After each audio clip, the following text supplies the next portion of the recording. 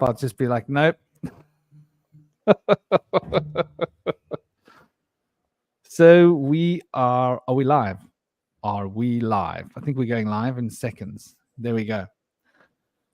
Hello and welcome to those of you. Sorry for being more late than usual.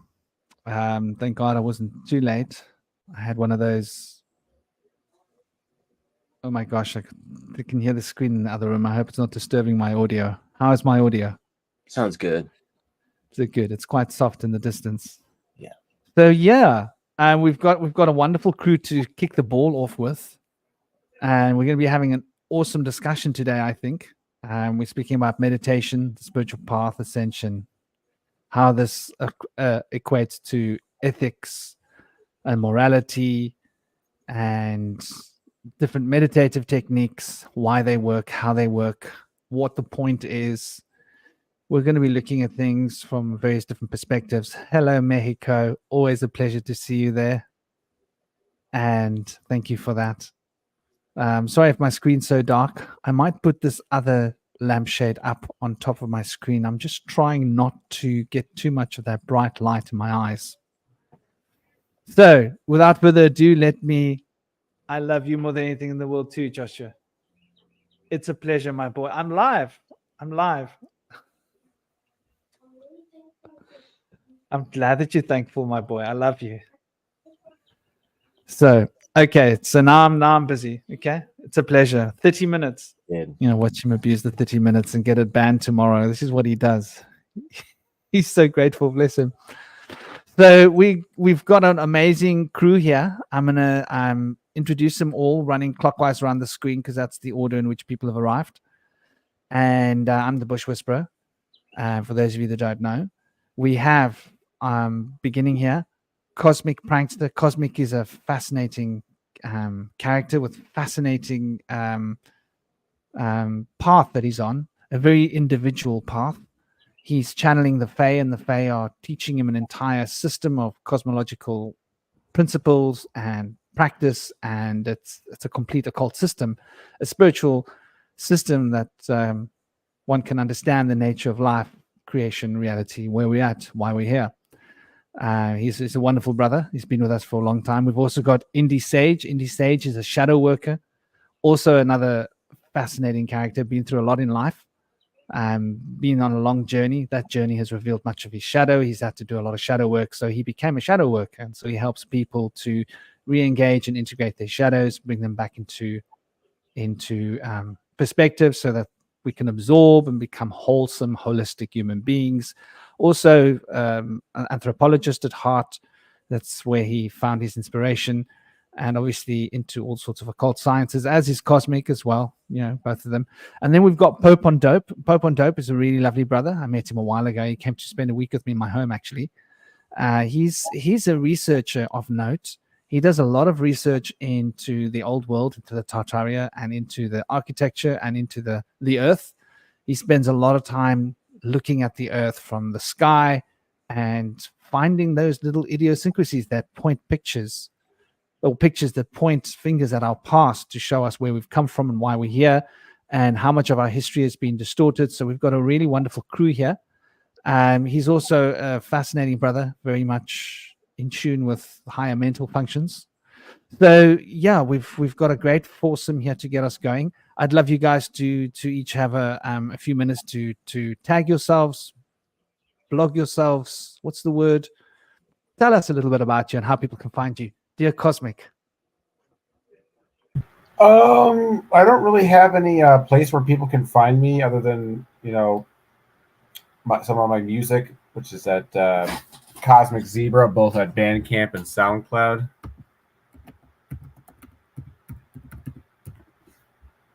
But, I'm very interested in this topic today. I'll just leave it at that.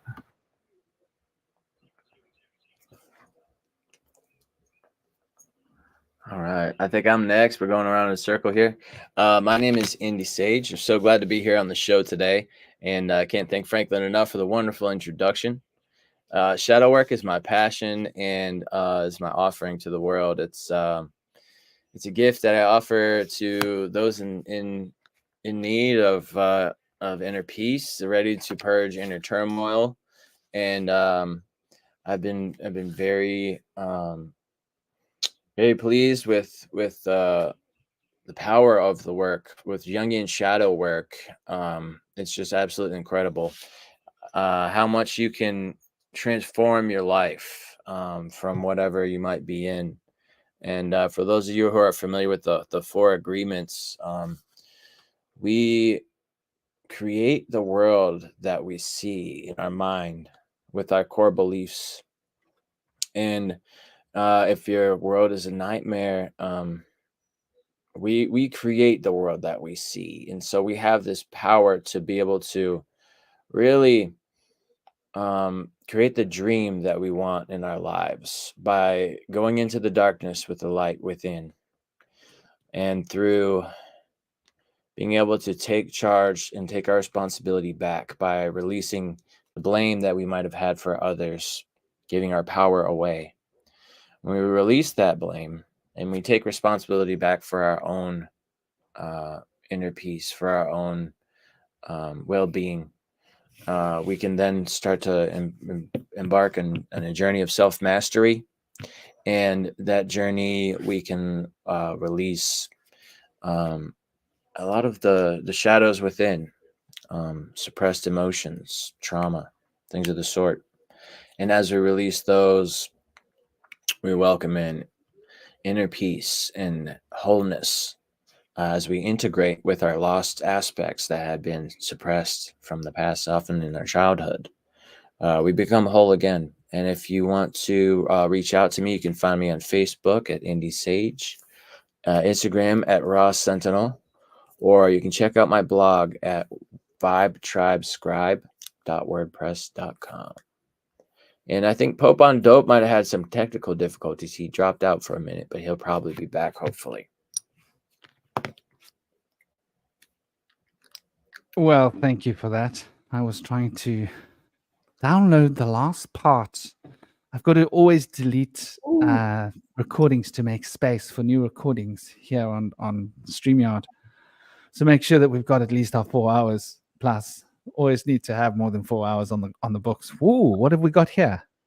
I just got back from the farmer's market with my dog, and I got Wait, some. let us full screen that quickly so people can see it.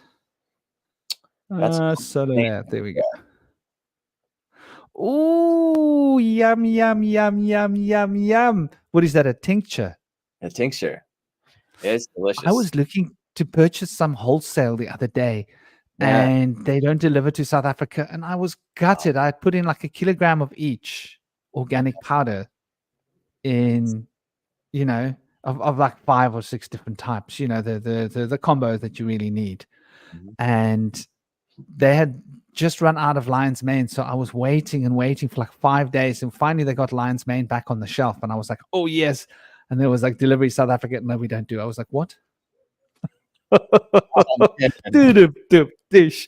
Spent a whole week and a half waiting, and I had a considerable amount of stuff in my cart, because the stuff's not that cheap, but it was a fairly good price wholesale. In fact, I should send the link to Telegram for you guys in the States. Yeah, it was good value. I'll send it to you. Oh wow! I don't know if you can. Maybe. Trust me, they've done something here in South Africa.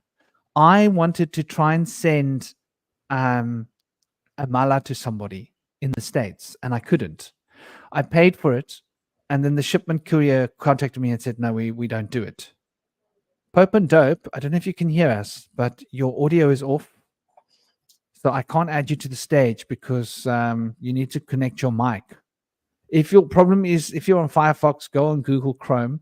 And if you're having issues with Google Chrome, log out of Google Chrome and log back into Google Chrome and check your settings for audio on your Google Chrome. I know that when Google Chrome does a reset, there can be issues with the audio. Apparently, someone had this problem before who was a moon feather. So that makes me think of a turtle, that sound. Isn't that interesting? Cool. I have a snapping turtle here with me. Yeah, you do. I know. He's the cutest little fella. So welcome to all of you in the chat zone. Canucks, Mexico, and Cosmics in the chat as well. Sending you all so much love. I see there are a number of you in the room. to start with. Welcome to all of you. Do feel welcome to come into the chat and say what you say and let the words carry their own sway and allow your mind to jump about and do little flick flacks at play while we find the thoughts that have led us astray and bring them all and place them on a tray so that we can enjoy without the unnecessary word spray the meaning that will bring us all with the smiling gay. Anyway, Wow. Mic drop. yeah, I'm feeling quite joyful today, I must admit. I had a little bit. Oh, Pope on Dope is back. Pope on Dope, did Pope on Dope not introduce yourself? Do you please introduce yourself, brother? What am I being able to do? Sounds a little Okay. fun. You get closer to the mic.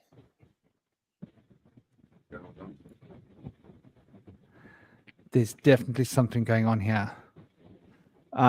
Maybe Google has blocked him because he does so much Google searching. I mean, Google Earth, and they keep blocking him.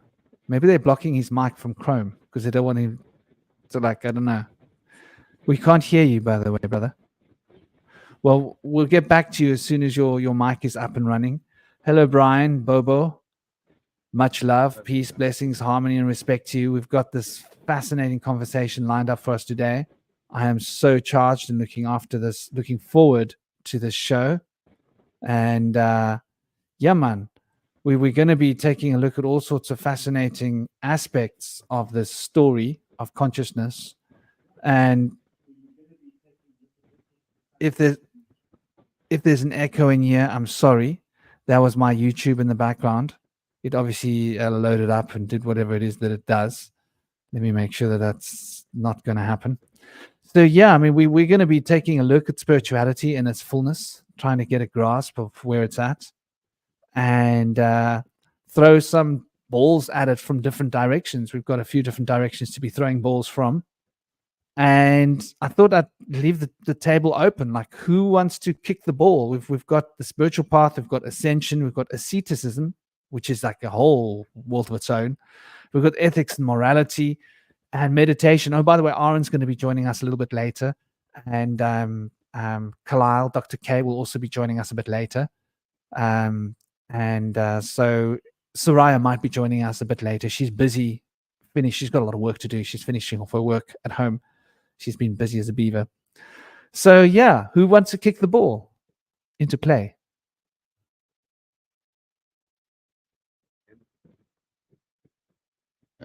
I like to go in on some meditation to kick it off. I personally have been meditating since high school back in the mid 90s. And after having meditated for like 20 years, I started to speak to my ascended master in my meditation. But I feel like after the more meditation one has done, the easier it is to go into a higher state of consciousness. And I think they refer to that state as a brainwave delta. But there's also another brainwave that you can get into through meditation, theta waves, I believe it is. And when you can get into this state of mind, we're able to overlook preconceptions and really be more mindful and see things in the now for how they are. Overlooking preconceptions, being able to use our intuition at higher faculties. And it's also been able to show that through meditation, what we're doing in our brain is moving gray matter from the reptile brain in the amygdala, and that gray matter moves up into the hippocampus, the language and memory, higher functioning brain, and then gray matter is then transferred to there, so that we're moving away from our reptilian brain, and we're transforming it into higher consciousness in a physical state. So I've actually had brain damage from brain surgery in 2007 in my hippocampus, So it was in my best interest to do meditation and rebuild my hippocampus with the gray matter from my amygdala. And my life has blossomed since. The ability to overcome my fear and my anger and transform that into compassion and self-love and forgiveness has been an amazing journey. So I can't tell folks enough how powerful meditation can be. And I've always been able to go into a spiritual vision since I was young. um, I kind of spent a lot of time alone in solitude out in nature as a kid. And I've always been able to communicate with animals. The windows of the souls, the eyes, they express so much. When you communicate with an animal and they blink to you, they're communicating something to you. The form of blinking itself means that they're calm enough and comfortable and feel safe enough with you that they're willing to close their eyes in front of you. Because an animal that's not feeling safe will stay alert and will not be willing to really blink. So they communicate a lot through their blinks, but you can gain volumes of information just by gazing at an animal's eyes. I've been able to do that, and I feel like some people might have a better, maybe more, um, more gifted at doing these things. You kind of have to have deep love for nature. And as a shaman from early on, I realized that these animals can really offer great wisdom to mankind. They live and thrive in nature and have incredible wisdom to thrive as they do. And I believe that they wish us to thrive as well, and are trying to share that wisdom with us. And so I try to um, gain access to the wisdom of the shamanic messengers through my meditation and pass that on. It's been very powerful for me. But I like to help people establish what I call a spirit totem of their spirit animals. And you can choose out of the 5 categories: bird, mammal, reptile or amphibian, insect or arachnid, or sea creature. And you can align those different 5 types of creatures in whatever kind of rank you would put them in for your personal order. So having a spirit dragon or a spirit totem has been helpful for me. And you can see as you develop spiritually, psychologically, socially, etc., that your spirit totem may change as you transform. You're gaining more wisdom from different animals as you rise up. So it's been powerful through shamanism and meditation, being able to embrace that deep inner self and access the higher consciousness within.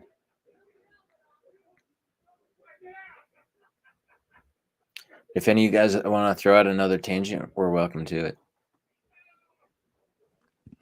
Yeah, I think that that's a really beautiful, beautiful way of looking at it. And Mexico asked a fascinating question just a couple of minutes ago, which is really like dropping the hammer quite fast on the discussion. I suppose it's the deep end of the pool. Let's go there. Let's dive right in. What is the difference between meditation and journey work? And that, I think, is a very difficult to answer question. I mean, there are different forms of meditation. There are active forms of meditation, and some of the active forms of meditation would be, I think, journey work falls into it. And then you've got more passive forms of meditation. I think we'll go through them in detail, like to break them all down. But I would say that when I think of meditation, I think of dhyana, medi, the medium, the middle, the center. So allowing the pendulum that spins to go past you while you sit in the center of the spin. And when you're in that point, the emotions move that way and the thoughts move that way, but you stay here. And so you no longer identify with your thoughts. You no longer identify with the emotions. They are just emotions moving past you. thoughts moving past you, and you like become stationary, like at the center of a tornado. There is a point of rest. And so I would consider meditation as being what brings us to that point of rest. Now, what Indy's talking about is where the meditation can take you. When you go into a deep meditation and you find that point of rest and you sit upon that point of rest, you can be husked away, husked into another plane of being. This is very shamanic, of course. And so what Indigo is talking about is a very shamanic experience from my perspective of connecting with those really deep, profound, the ancestral line and the guides that are this chain of life that bind us to this world and operate through us, and that we are sort of an extension of all of these different states of being and these intelligences and these living beings that are bound within us to a structure, that we are expressing that structure as part of a bigger structure, so that the continuity of the fractal state of consciousness can be experienced. And so it's a very interesting perspective. Pope on Dope, do please put into the chat here where this is. Now, what Pope on Dope is showing us here are some sacred geometries, and the sacred geometries are really fundamental to understanding what this universe is.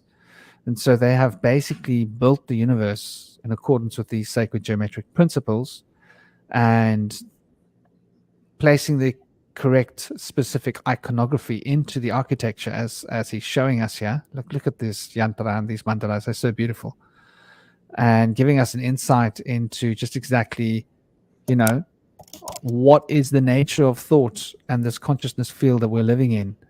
And so the journeying, I would say, is when we are recognizing different aspects of reality and we are attuning to different states of being.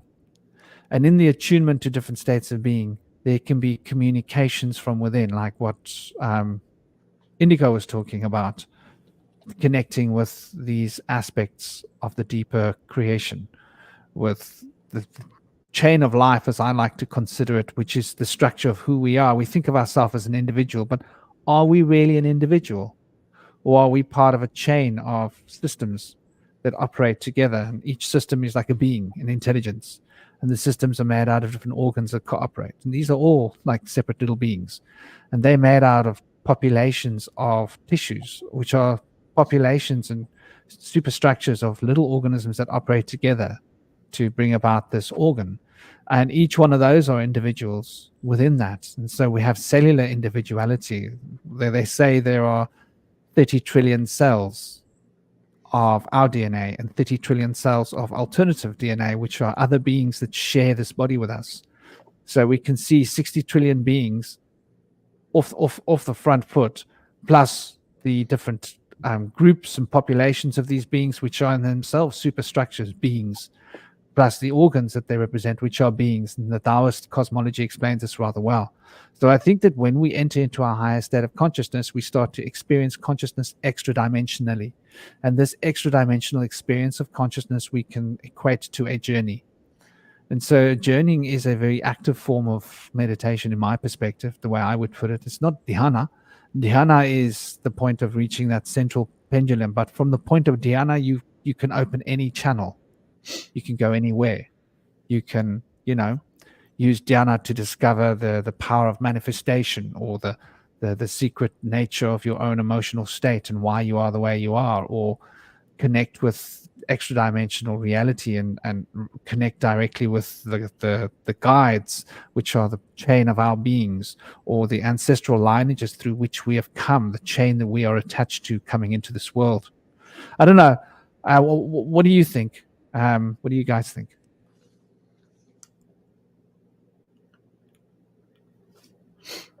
I think that there's very deep higher consciousness within us all that we can access that really connects us to everything.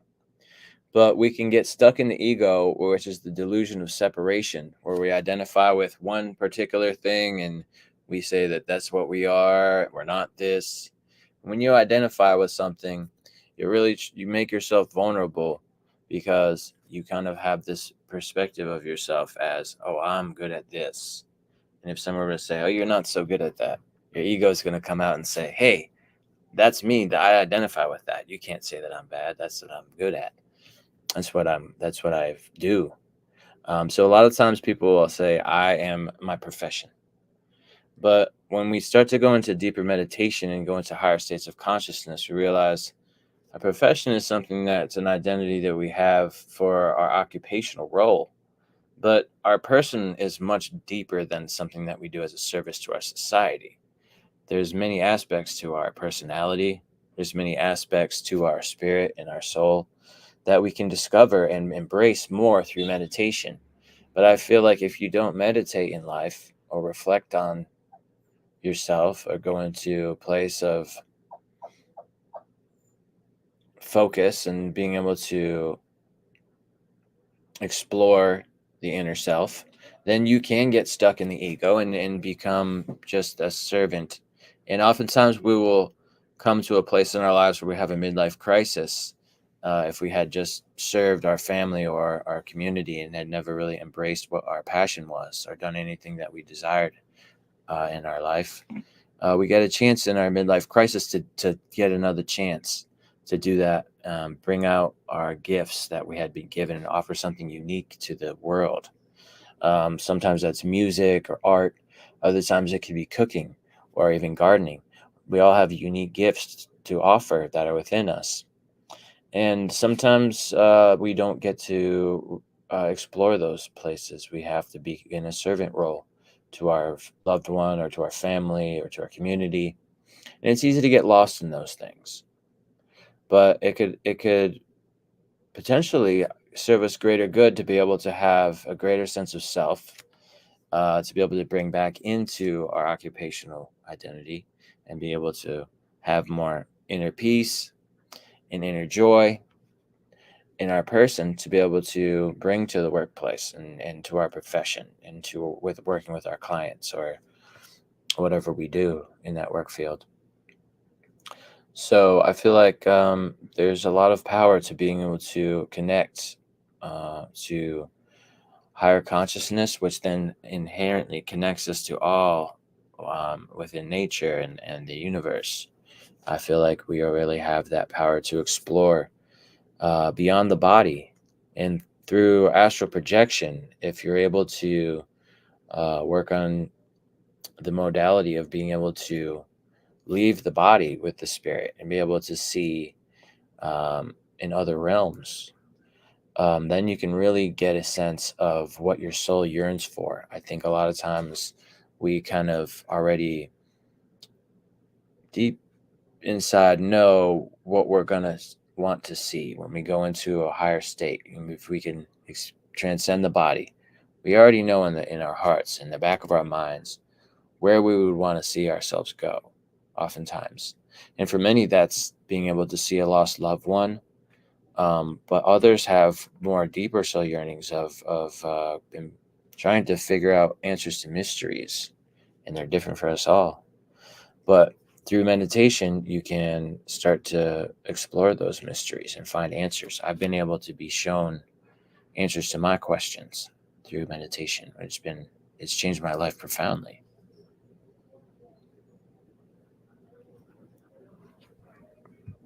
I love that. That's really so on point.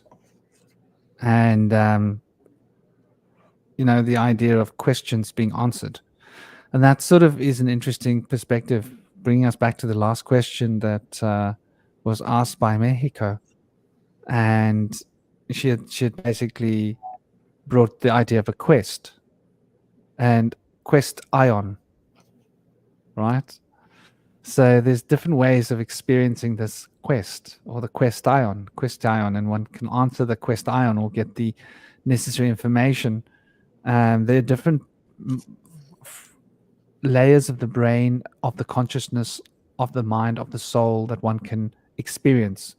And some are a substantial experiential path, and some are a very subtle. And one can have an entire journey wrapped up in this process that Indigo is explaining here where one's emotional revelation is quite profound, and one gets an insight into one's own sort of emotional hang-ups and strengths and weaknesses and mistakes, whatever we want to call it, patterns that we're perpetuating that possibly are not serving us with best health, best emotional well-being. And I think this is like really fundamental.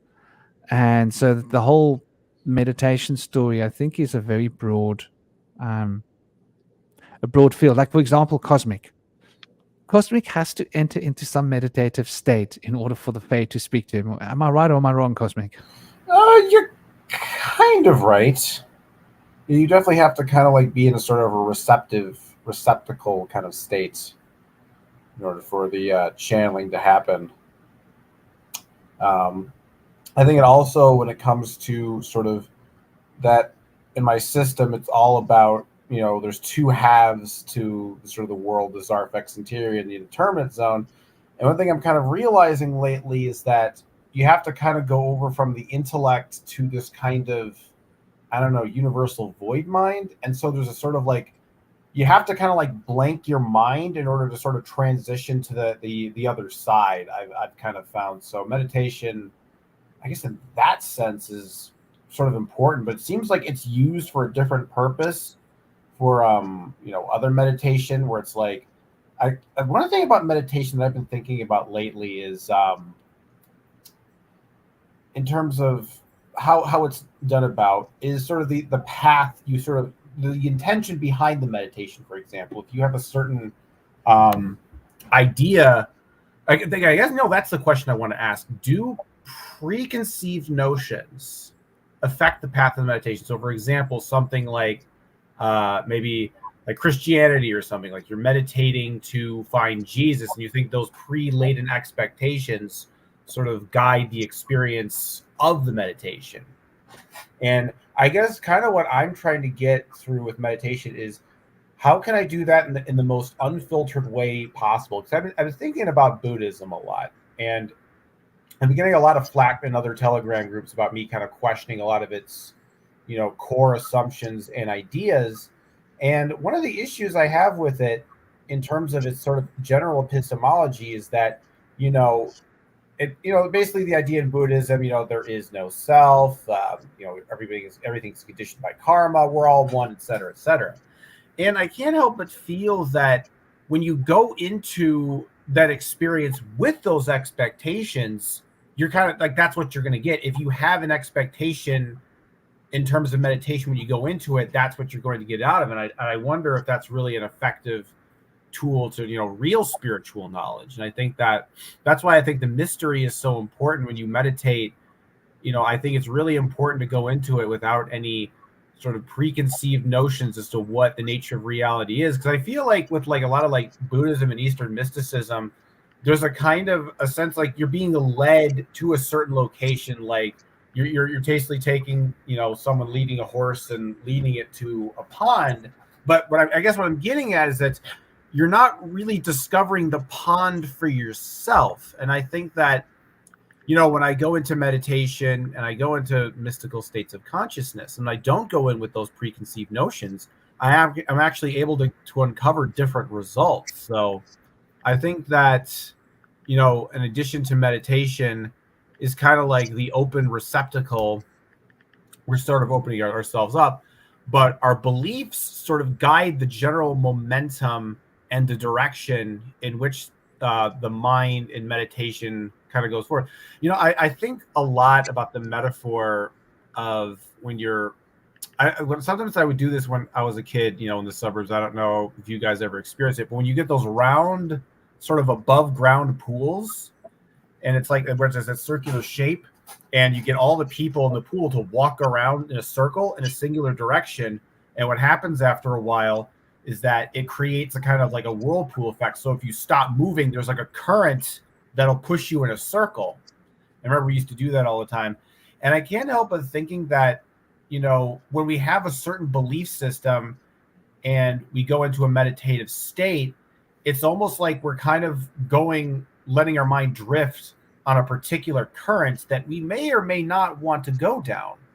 which is like why sometimes I think meditation can sometimes, it can be harmful in certain situations too. I've read somewhere that too much meditation can kind of have an adverse effect where it's not always a good thing. So I think when it comes to my practice, it's always being just open to the cosmic primordial mystery, whether it be good, bad, ordered, or chaotic.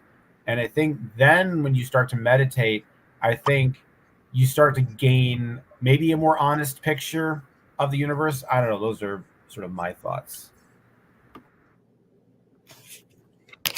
That's some very interesting ideas. And I think the currents of the mind and the thought will very much be influenced by our belief structures. And I believe that this is the hurdle that we will jump over by need. Because going towards the center of our being, it is moving beyond a state of belief. We're moving into the sphere of experience, which is true knowledge. Because there's what I believe, and then there's what I know. And what I know is based upon what I've actually experienced in this life. Everything else that I've been told or considered or thought about is a belief. So I know that if I walk outside in the rain, that my clothes are going to get wet. That's not a belief. That's wisdom. Simple wisdom, but wisdom nonetheless. And so I think we've become so accustomed to living in our heads in this modern time that the meditative paradigm involves breaking out of the proverbial mental cage that we've created for ourselves, which denies much of our shadow self, right? At the same time.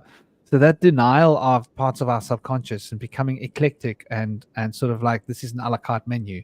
I'm going to choose these thoughts, those ideas, and these beliefs, and everything else, I'm going to reject it. The moment we go into that place, we create a cage, a mental cage for ourselves, which is a restrictive mental arena. And I think that the idea of meditation is to be able to transcend the restrictive mental arena, the cage of sorts. And so the cage will depend upon our belief structures and our ideas. And it's very interesting. I mean, I think there's more to it though as well. Like when I was young, I kept getting these impressions of, I couldn't explain it. I thought it was ancient Egyptian. But I was like, it's not like the ancient Egyptian that I've seen we did like a history of art and whatever in school. It wasn't like the ancient Egyptian stuff that I knew. It was like something else.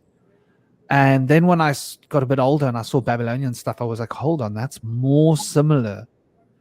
And it took me a long time to recognize and realize, hold on, like I'm going further back. I'm closer to Sumeria. I'm closer to before Persian, before those things came into being, before Babylon, And so the iconography in my brain, the symbolism that I would experience, the when I went into deep states of meditative contemplation, were more like.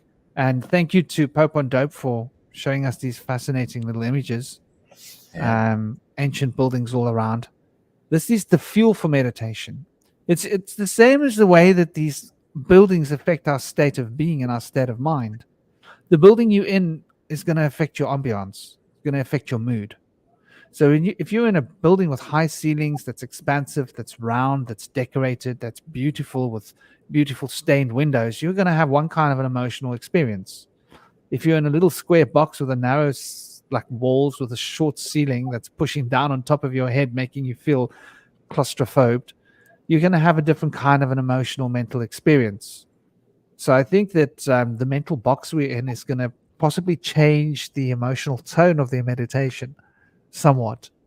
And if one has, like, for example, let's say you are one of those people, and I love knocking these people. Excuse me if you're one of those people. I got to knock these people. It's without knocking these people, I'm not having fun. I've got to be honest about this. If you're one of those people that believes that the rapture is coming, right? And you're getting ready for the rapture. Wow, the rapture is coming, and the magic wand is going to be waved, and I'm going to be hoisted up to a cloud, and all these other sinners are going to be punished, and they're going to suffer and burn in hell, and all of that nonsense.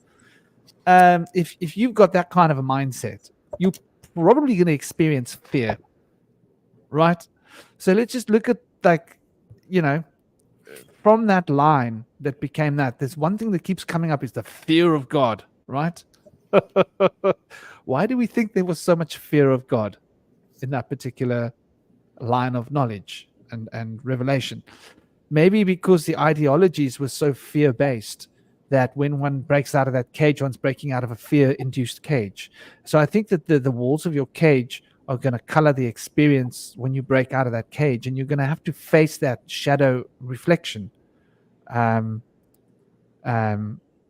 order to embrace it. And one's going to have to get in tune with it. So if you've got a paradigm of fear that you're living in, when you go into a meditation, guess what you're going to face? Isn't that how it works, Cindy? There's no one to face but yourself, your shadow. That's right. Interestingly, the rapture was invented in the early 1800s. In 1828, Edward Irving created the idea of the rapture as being an afterlife experience, whereas originally the word rapture was used in the Bible in Thessalonians was referring to a closeness with God. So it's kind of a newer idea. It's funny too if you think about the time, the sort of that because I agree. I know also the rapture thing started in the 1800s. It's not biblically canon, but that's also the same for the young Earth creationism idea that the Earth started out with a literal Adam and Eve was also kind of a more 1800s thing. And if you think about it, it's actually a sort of a response to the Industrial Revolution, because if you think about the history of Christianity in terms of culture, it was something that was a lot more accepted in the mainstream. But as you got into the the 1700s and the 1800s, when the advent of science started to come about, people started to drop their beliefs in that. And I think the people who kind of still held on to those beliefs at the time, they kind of made them like twice as like intense, and they doubled down on the Christianity to sort of compensate for that skepticism. So I think that, to me, is kind of like a lot of the newer Christian fundamentalist groups are so kind of like crazy and wacky and scary and out there, is because it's almost like almost to compensate for one fear, which is that there is no God and there is no afterlife, you create another fear to counter it. But there is a God, but you're probably definitely going to hell. And see, that was one of the things that's why I always sought out, alternate spirituality as a kid, because oftentimes in Western society, like, those are really the only two choices that are socially acceptable. It's either you believe in no afterlife, or you believe in the kind of a Christian afterlife, and everything else is sort of just, fringe and out there, or not really relevant. So I guess what I'm saying is, I think the Industrial Revolution, I think in a lot of ways, sort of like kind of like took some Christians where they took it and they kind of had to like go double down and go farther away from reality to sort of like, they had to disassociate further to kind of make sure to have a belief structure that works. So it's like, instead of saying that, because if you think about some of the earlier, I guess if you think about like alchemy and like Isaac Newton, who kind of saw that like science and mathematics were this divine thing, but all of a sudden, when science started to contradict a lot of ideas about God in the Bible, all of a sudden, oh no, science is evil. Science is an instrument of the devil to corrupt you. So I think that when it comes to fear, it's weirdly that it's not just that it's the fear within the religion of hell and damnation, but it's also responding to another fear, which is the fear of sort of that like nihilism. And there's that back and forth dialectical relationship between the two. Yeah, interesting. During that time, in around 1831 to 1844, Seven-Day Adventism was being created by William Miller, who was saying that Jesus is expected to be coming back. And I believe thousands of people gathered during that time, maybe hundreds of thousands of people, expecting Jesus to show up. And when he didn't show up, they kind of just dispersed and were very disappointed. They really expected him to be there. But at the same time, the prophet of Muhammad actually showed up in the Middle East and created the Baha'i movement.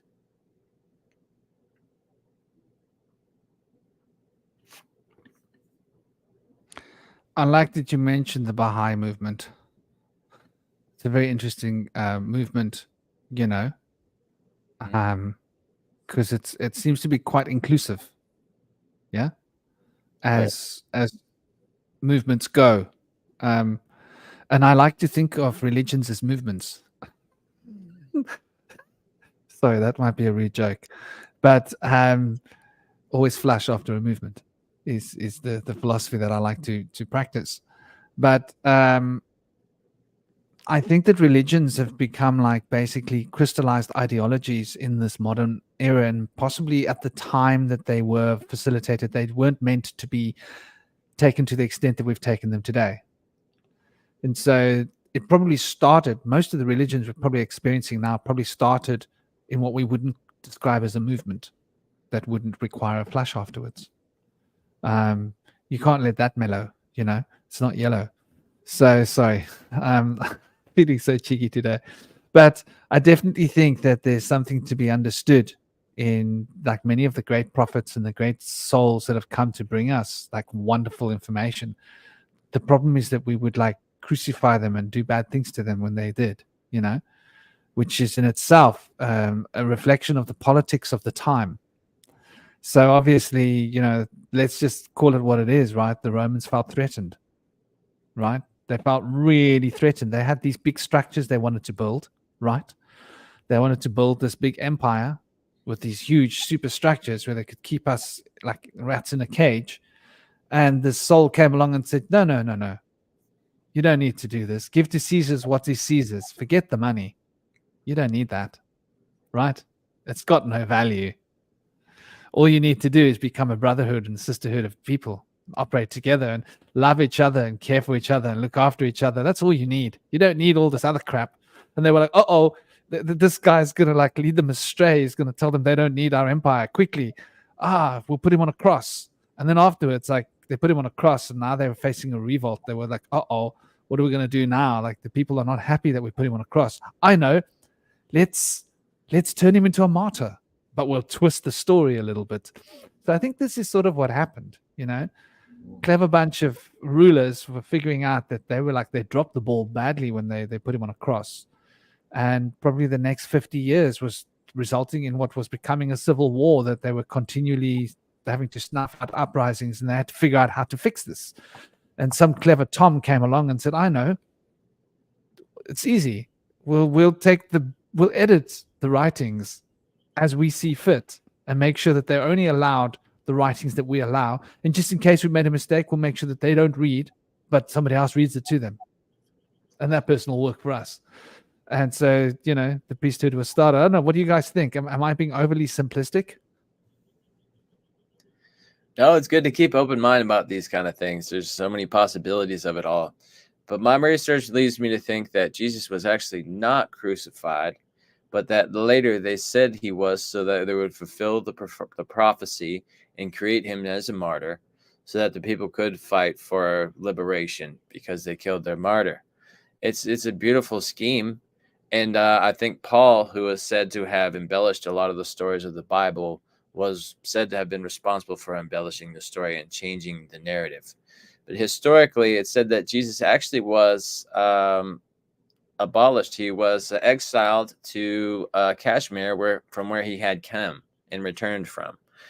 He had left Israel early on and became the prophet of the lost tribes of the Israelites in Kashmir for a long time. And they say in the Bible that he had other flocks of sheep elsewhere that he also would guide. And they were likely referring to his flock of lost Israelites in Kashmir. It said that when he left and he was exiled after they chose to execute Barabbas, that he left with his mother and she died in the journey, and she was buried at a cemetery where Moses and Solomon lay, and that she was buried there in the journey, and that Jesus was brought back to Roseball in Kashmir, where he now lays in the shrine there with his book under the name Isa. And then it said that Thomas Edison went there to translate his book, and he had to trade them a gramophone to be able to translate his book. But he's the only person that was ever known to have translated the book of Isa. The grave of Mary that they speak of having, right? Mm-hmm. In some stories, it's his wife, which is rather interesting. Yeah. So I think there was more than one Mary. Yeah. They say that, like Freud says, that we're going to go for someone that's like our mother. Well, it sort of makes sense, right? So she may as well have the same name.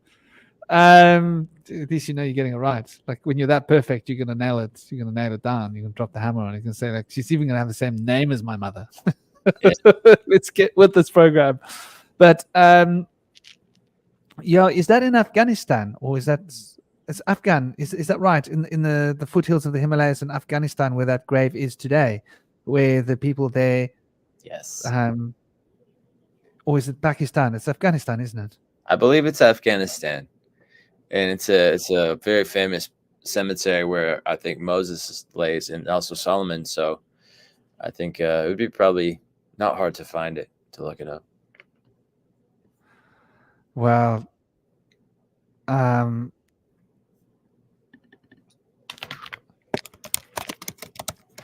yeah, I think that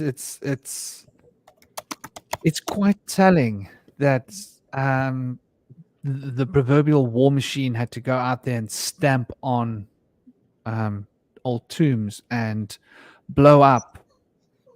Did you? It always seemed strange to me that they had to go into the middle of a desert where there's hardly anybody living there in order to blow things up. In order to be able to recreate this situation. So I do think that it's fascinating. I do think that it's interesting. I do think that there's a lot more to be understood by looking at, the story more closely, because they did the same in Iraq. So the Iraqis accused the warmongers, those like the allied nations that came in there and bombed the crap out of the place, of damaging history, right? And then what they did was they stole a lot of the stuff that they picked up. They took to put in exhibits in London and to travel to the States and what have you, right? I went to look at the Babylonian exhibit after it had been removed, and they had been much removed from Iraq during the war. Isn't that interesting? And do you remember when they were in Afghanistan and all those Buddhist statues were being destroyed? Yeah. And it was being blamed on the Taliban or whoever. But we don't know who was really behind. Like, why would Buddhist statues be suddenly getting destroyed now? It doesn't make sense that the people who lived there have lived there for thousands of years, and now suddenly they've taken offense to the Buddhist statues, right? Like you would have thought they would have destroyed it 10 years ago or 20 years or 50 years ago. It's more likely that there were like forces that were disguised as Taliban sent out by the powers that be in order to destroy that ancient heritage, so that we don't know how much of Afghanistan actually had Buddhist presence there, so that they can keep the narrative, the story, the lie that they've taught us, that they've built this big structure. Wow, what a door, huh? That's called a door and a half where I come from. And I think that there's definitely something to be perceived and understood here when we look at the structure very closely. So am I right? We've got Stella Supreme here, and I'm guessing this is Connor. Am I right? This is Connor. Hey, brother, it's been so long. Well, we got Connor joining us. Connor is an interesting character, a lovely brother. He was a big part of the round table in the beginning. His work schedules changed, and he got very busy with alternative life patterns. But it's an honor to have you here, as always, with the lovely crowd. Connor is an interesting gentleman that has practiced much meditation as well and is very inspired to walking the ascetic path. And so obviously ethics and morality. He's got a big Buddhist flavor on the tip of his tongue, but also versed in various different types of occult philosophy and spiritual psychology, if I can use such a term. Welcome, dear Connor, and do give us a little blurb about yourself, brother. Thank you for joining. Thank you, Franklin.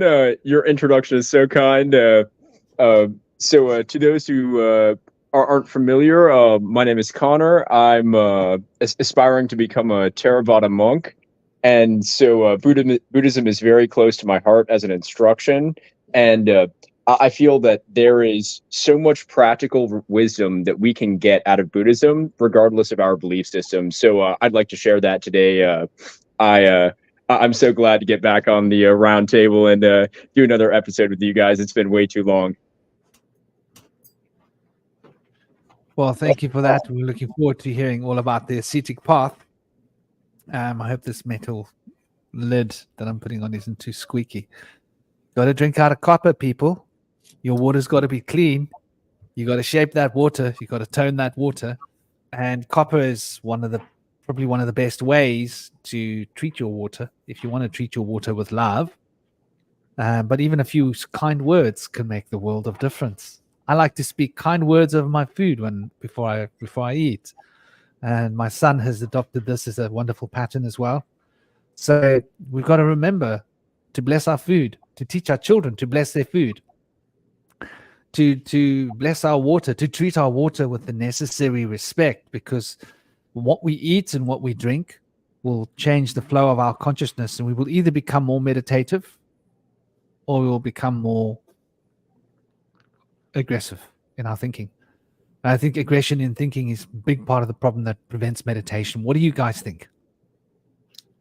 I think so too. I feel like meditation requires a certain amount of openness.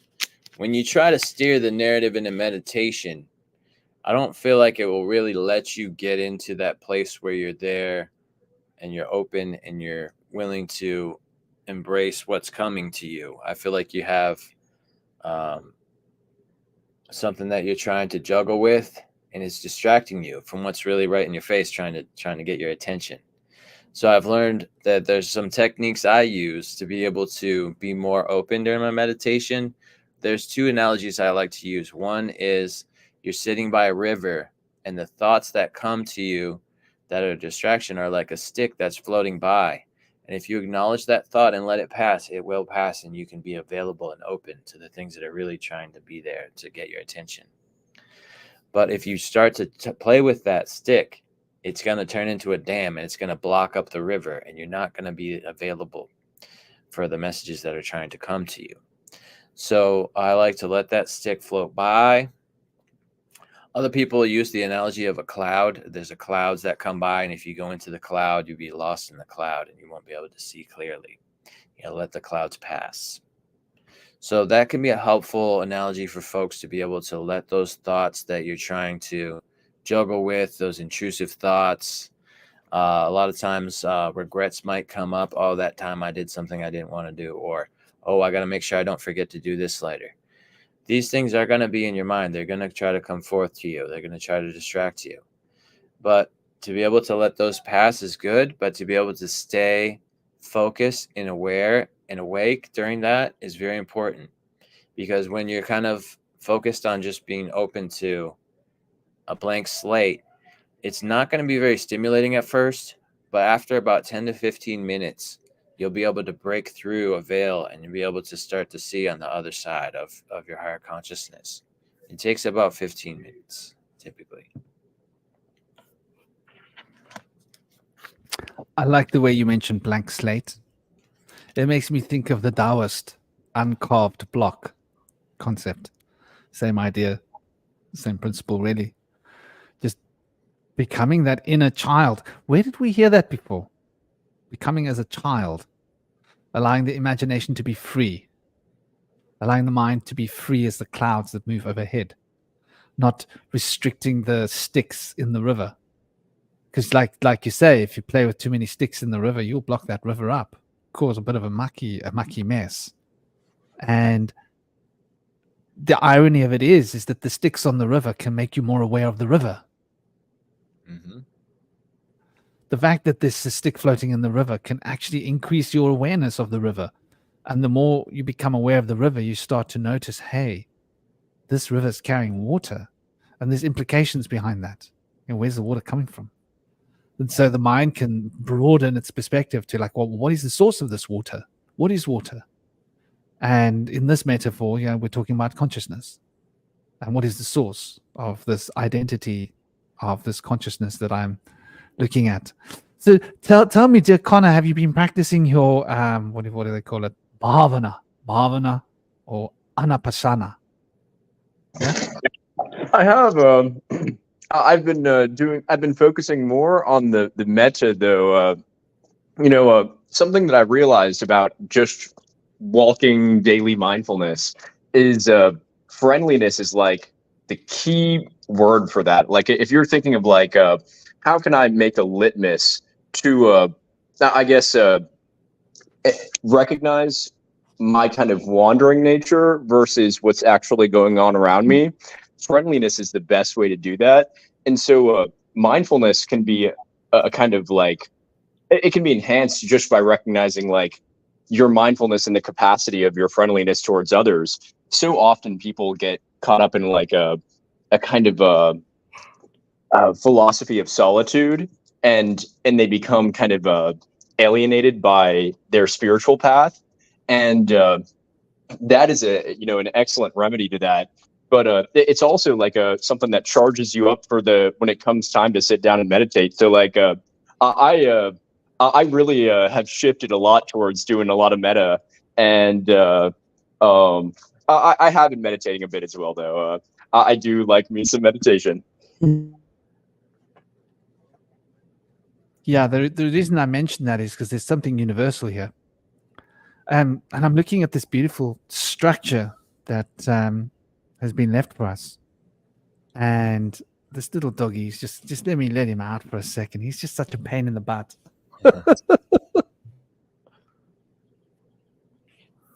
It's an amazing structure. Yeah, I want to say it has a four-sided helix in this structure and a crown on the top. It appears to be a crown, but it could be a flame. Or both. Yeah, it's fascinating, isn't it? I'm seeing 1, 2, 3, 4, 5, 6. Is it 7? It's interesting, man. 1, 2, 3, 4, 5, 6. I think it's 7. I can't quite get a grip on the number. The line that goes across the middle is straight. And so that means that if there's a straight line, it has to be an even number. Are you sure it's straight? I think so, because there would have to be 2 in the back behind the pillar, which would make 8. And if there was only 1, it would be too far spaced away to be even with the rest. Ah, there's 2 in the back. Okay, my error. 8. That makes a lot more sense. Yeah. Because we're talking about the fractal of being. And obviously the cube. The cube centers with 6 faces, but there are 8. The octagon fits inside the cube beautifully, as does the cube fit inside the octagon, which is an expression of 6, but hold the 8. So it makes perfect sense for the crystallization processes of. This has 6 sides, 8 corners, right? Sorry? The 6 sides by 8 corners. A cube. What 8 corners to what? On a cube, 4 on the top, 4 on the bottom. Oh yeah. Okay, with the cube. Yeah, makes perfect sense. Sorry. Yeah, exactly. I mean, this is why the octagon fits into it so beautifully. But yeah, I get the impression that there is this image that is telling us something here about meditation as I look at it. It speaks about the erection. I mean, clearly what we're looking at in this image is an erection. Let's not even pretend we're not looking at an erection. But but I mean, it was erected, right? We literally speak about erecting a building. There's something that we're talking about here. It's quite fundamental. But we also see that the erection has been put in what seems to be a yoni. Because if we look at that structure around it, it looks very much like a yoni, doesn't it? So we've got an erection emerging from a yoni. So we're looking at a yoni from the inside, right? We are inside a yoni, looking at the outside of the yoni, and there's an erection coming inside the yoni. So that's what we're looking at here. Yeah. When I look at this structure, that's what it says to me. Now, okay, maybe I got a bit of sex on the brain. That could be what it is, partially, but I think we've all got a bit of sex on the brain. I think it's how we got here. I think it's rather like if you don't have it on the brain, then you're lucky to be alive on some level, because it's very much a part of what we are and who we are, as expressing the dynamics of polarity and balance and energy here in the world, and the causal principle of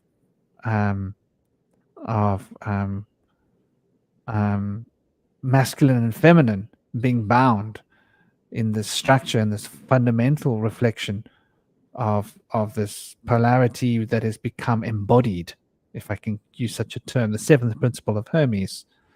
Then we're looking at this generative function, and this generative function has this duality, which is once again a reflection of the polarity of polarity. So it seems to me that this is implying meditation in a very deep and fundamental way, because when I think about meditation, I think about allowing my masculine force to be resolved by my feminine force. It's almost like my masculine erection that wants to go out and grab thoughts and think thoughts and, make things happen, has to be subdued by my feminine presence of surrounding that masculine principle in order for it to just find its own sort of rest. And when a penis is inside a vagina, it finds rest. When a man is inside a woman, he no longer desires anything. There's nothing in the world to desire. There's nothing that you want. like I could do this forever. Like literally, I could just be here and not have to do anything else, because that would be great, wouldn't it? If we're going to be honest about how it feels when we're in that zone, there's something quite powerfully resolving of all of our polarities when we're in that lovemaking union with a woman. And celibacy. Yeah, well, celibacy is when we allow our own internal phallic nature to be contained by our own internal yoni or kataic nature. And it's a tough call, celibacy. I did it when I was young. It was an interesting path. Good luck with that, Connor. Thank you. I know it's gonna be tough. He's gonna go and join the monks. And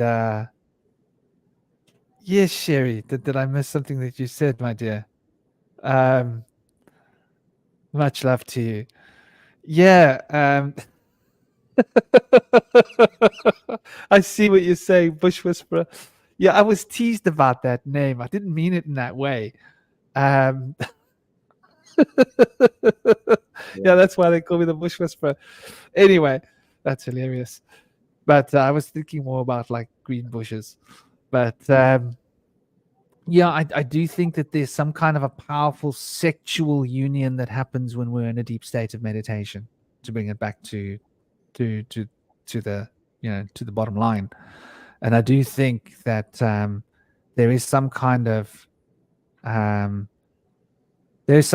sense of resolution, and I'd love to get you guys' input on that. How that relates to the conscious and subconscious and various aspects. Oh yeah, that's a very significant thing, and it has a lot to do with being able to raise to a higher state of consciousness. My first time that I was able to have an out-of-body experience was right after some amazing sex, and it was a very sacred spiritual experience. making love, and then she passed out. She was having a great time, and then she was totally relieved and passed out, and had this amazing music playing. And I was there, and I felt like I was in heaven. I just kind of laid back, and all of a sudden I was looking back down on myself. And from there, I went across the universe and back. And I know that it was directly related to the idea that I feel like there's an idea that a woman's womb is a portal to a higher plane and dimension, and a man can gain access to that higher plane through the sacred union. And I feel like that was definitely what was happening there. I feel like she was of the um, practice of Judaism, and she was very devout. And I feel like she and her lineage have a strong, deep connection to the divine that I was able to access.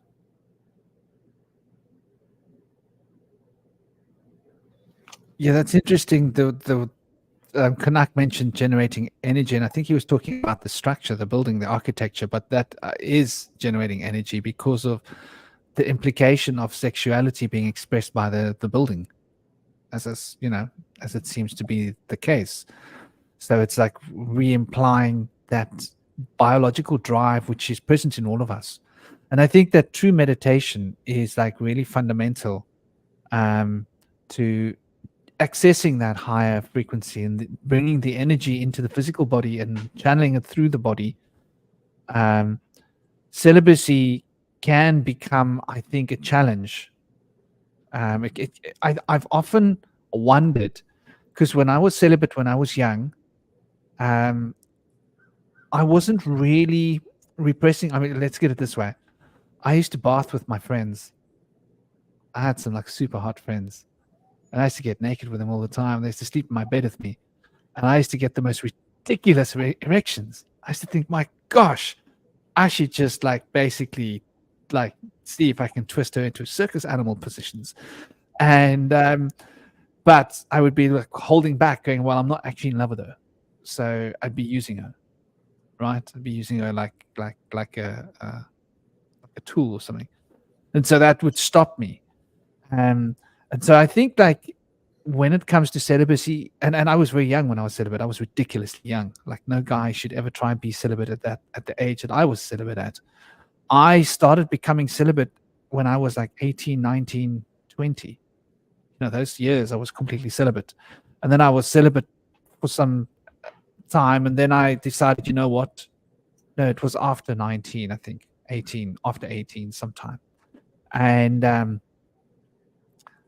then I ended up having sexual relationships, and I was like, oh my gosh, that didn't go anywhere where I wanted it to go in terms of the relationship, because there's emotional baggage and stuff, and I wasn't really ready to deal with all the emotional baggage that it brought forth. So I was like, okay, I'm going to shut that down because this is freaking me out, the sex thing. And so I became celibate again, and that took me to another place where I was celibate, but I was still practicing seminal control, and I was allowing my sexual energies to arise, but just not masturbating and not allowing myself to ejaculate, and practicing circulating the energies. So I think it's very important not to be in denial of our sexuality if we're being celibate. I hope that makes sense, because I think that we can go into a state of trying to deny our sexuality and pretend that we don't have the sexual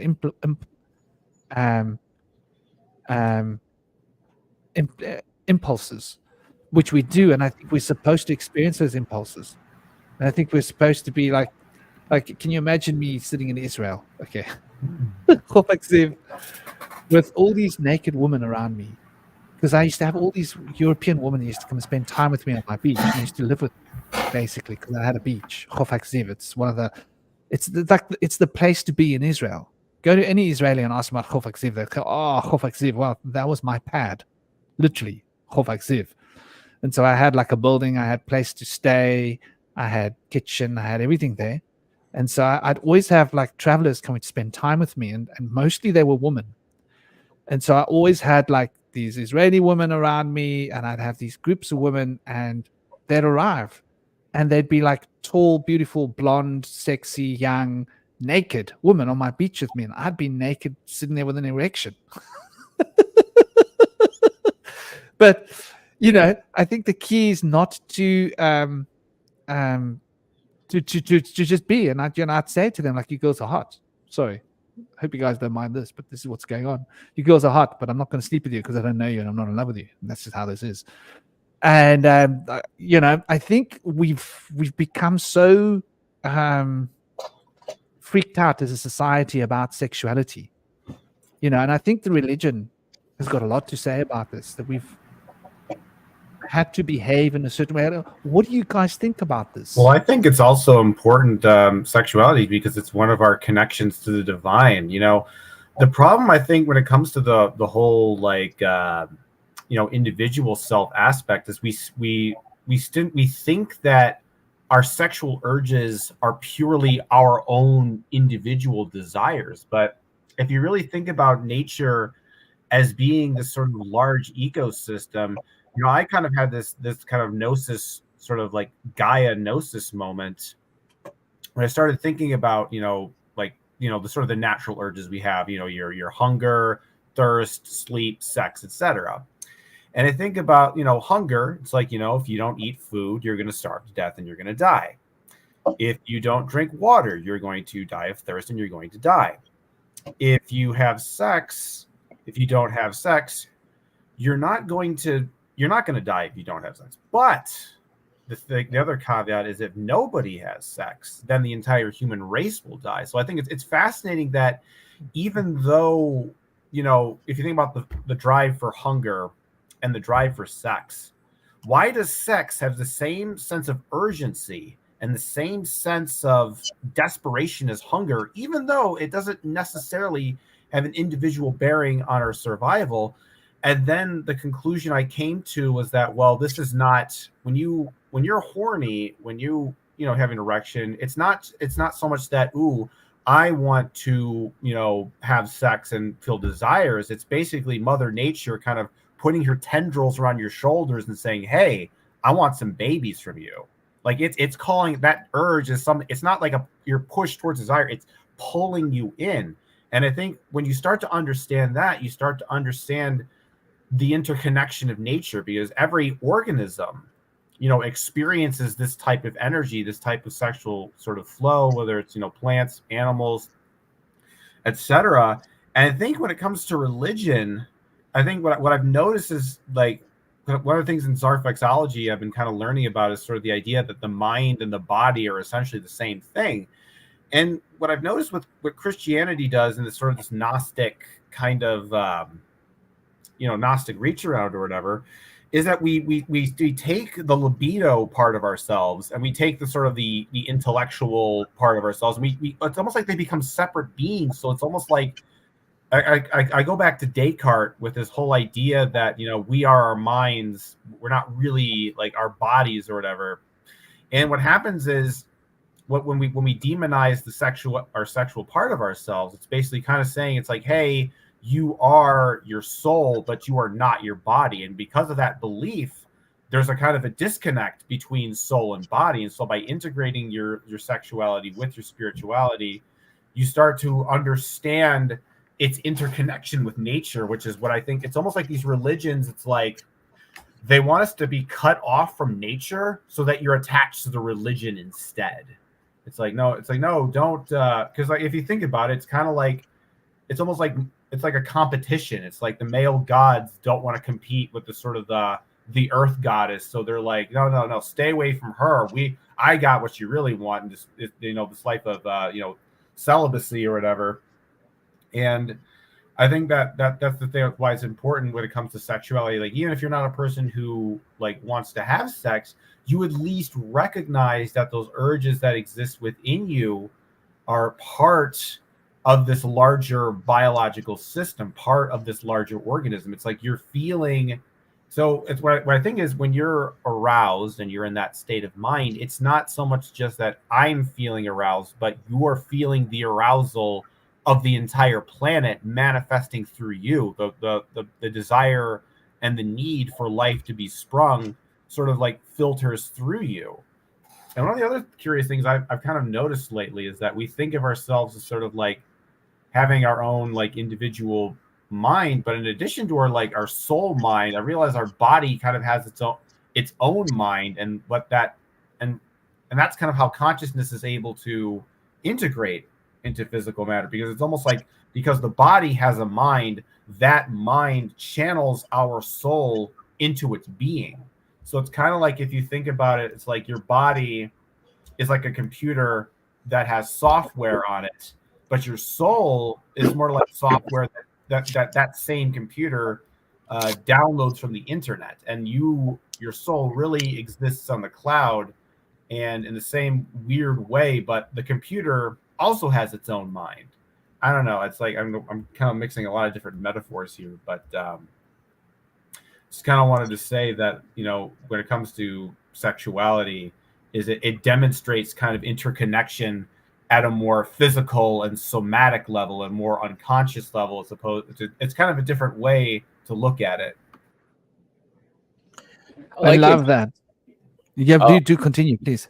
I like your mention of how the body has a mind, and I've been able to experience the power of communicating with the body mind. And if any of you are familiar with Joe Dispenza and his ability to heal his broken back, that he was never going to supposedly walk again, according to his prognosis, but 8 weeks later he was back walking again just from meditation alone.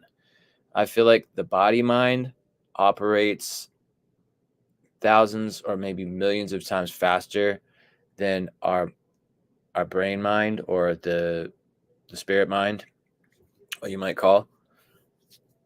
And in such a way, the body operates at such a faster rate. The cellular mind of the body, which is known as the chitta mind in Ayurvedic medicine, is considered to be the mind of the mitochondria. And I feel like when we say something like, I'm breathing healing energy into this place, it feels like a moment for us, but for ourselves, it's an entire lifetime.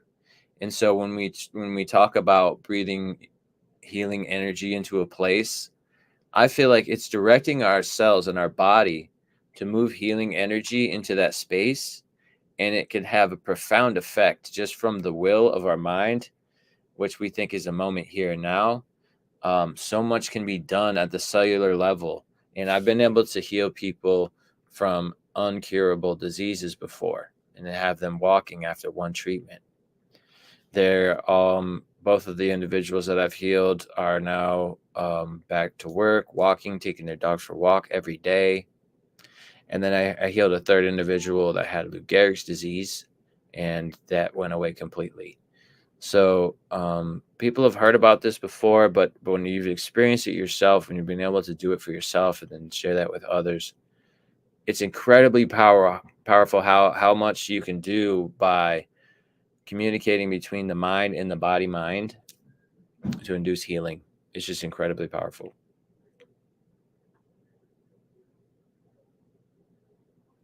I think that's really beautiful. Wow, my Malamute came to give me a kiss and he's jumped onto the couch. He's hilarious. Can you see him? Can you see him? Yeah. I think that's his spot. There's 2 couches where the dogs have their own couch. He uses that couch, and there's another big couch that they use. He's not allowed on my grain leather couch, though. He's banned from it. It's like they're really blooming expensive. Grain leather couches cost thousands. Mega expensive couch. I won't be buying another one of those. I got it cheaply, actually, secondhand. So it's the only reason I've got it. I didn't really want a leather couch, but I was looking for a big couch, and it's that New York style big couch. It's like it's like a double bed, just about. Wow. But yeah, I'm exaggerating a bit, but it's pretty big. Like, you can sleep on that couch really comfortably if you fall asleep watching a film. You don't even know you're on a couch. But yeah, I think that's really wonderful perspective that both of you are sharing. I like that Cosmic brought in the macrocosmic perspective of the group consciousness acting through the individual, and that you brought in this concept of the of the body consciousness and expanding upon it. I think these are two vehicles. I'd love to introduce someone that's joined us just recently. We've got dear brother Armin. Armin. I'm using Sanskrit terms here. Aaron come to join us. Aaron is a beautiful brother. He's from a Rosicrucian band. Ori, I'll let you out in a minute. Please sit. I'll Welcome, let you Aaron. out in a minute. I'll let him out in literally a minute. He's getting a bit like forceful. Okay. okay. Give me a minute. So just let me introduce Aaron. Okay, my big boy. Mwah.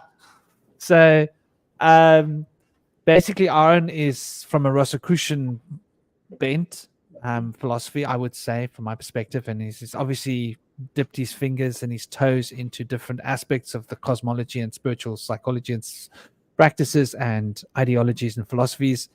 And he's got this wonderful meditation or channel, which is focusing very much on different kinds of meditations, imagination exercises, he calls them, which is exactly what they are. And he's a lovely brother, very open-minded. An honor to have you on the show. And for those of you that want to find his channel, it's in my channels. If you go into my recommended channels, you see Aaron's channel there. You can check him out.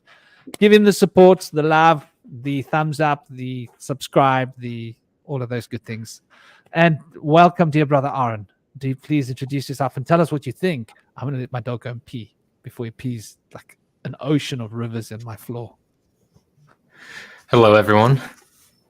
Glad to be back. It's been a few weeks. I've been out on some adventures and took a little time off for vacation where I really reconnected with the wilderness here. Spent a lot of time camping around campfires, walking in rivers, a little rock climbing, laying down, meditating in some waterfalls.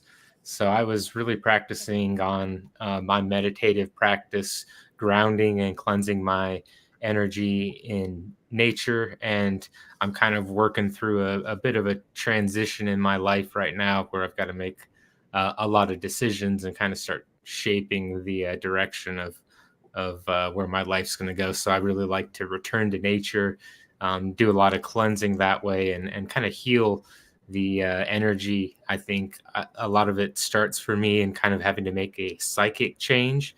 And so I need to go through various, I'd say, kind of like ceremonial or ritual type practices in order to kind of help generate the alchemical shift required as I kind of let old identities and patterns die and start to embrace new ones. And so I work with imagination. I think the imagination is, I'm going to say, a little bit more of like my Western side, where it's really understanding reality and how things work down to an occult type magical level than trying to work in the physical realm or etheric to draw things towards like my vision. And then the other aspect I'm doing now for, I think, good timing with the shift to the summer solstice and whatnot. So happy full moon and summer solstice to everyone is I'd say the more Eastern side, which I'm calling memory. So imagination and then memory. And so this would be, I'd say, less of trying to understand all of reality and just kind of be with reality and be and remember and have memory of who we are beyond just kind of the physical and the physical Maya world and all of the kind of chaos that's going on, and be able to kind of be content and happy and kind of navigating the world as it is in the human experience. So I think I tried to have an introduction and then make some comments relevant to the topic, all with that. So hopefully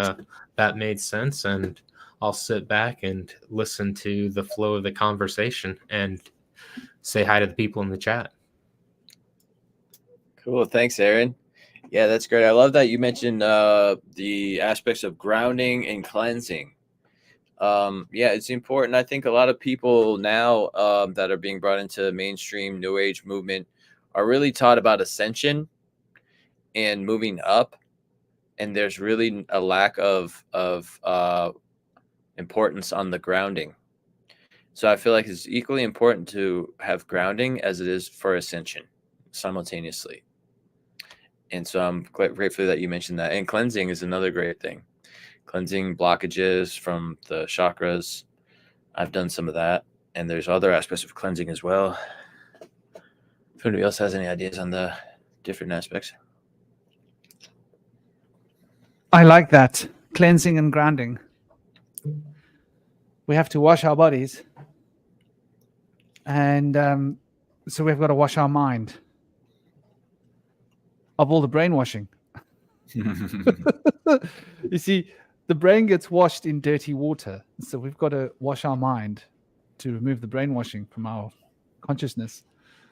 And the grounding is rather fundamental, I believe, to the whole process of connecting with the deeper states of consciousness, because we are sort of taken to believe that, we aren't what we are. We're taken to believe that we're flesh puppets, as I like to put it, and that this arcade of flesh puppetry that we find ourselves stuck in, if that's the right word, seems to be so overwhelming. And it's when we ground ourselves that we're able to actually recognize these forces in the body that you were talking about just now. That was also being alluded to by Cosmic when he was talking about the macrocosmic slide of consciousness, where we start to recognize forces greater than ourselves moving through ourselves. And we achieve this when we are actually more in tune with the earth. Because the earth is like a very powerful field of consciousness. And this powerful field of consciousness that is the earth is essentially the structure that we're experiencing when we look at this reality as it is. And I think there's something quite powerful to be experienced and seen here, to be recognized through this process, because it seems to me that there's definitely, by necessity, a divide that's been put into our consciousness and our minds, dividing us from our imagination. And life is such a consuming exercise, right? Like the financialization of life, the responsibilities of life, all the little things we got to think about. Like, let's just get down to paying bills and taking out the trash and mowing the lawn. I got to mow the lawn. All these little things that we've got to continually add into our cycle of our day, that will be continually keeping our mind busy, like it's in a treadmill, like it's like a hamster in a hamster wheel. And so, yeah, brother Aaron, I'm hearing you with the rituals and the cleansing, and it's definitely been a time of re-engaging with the earth, I would say.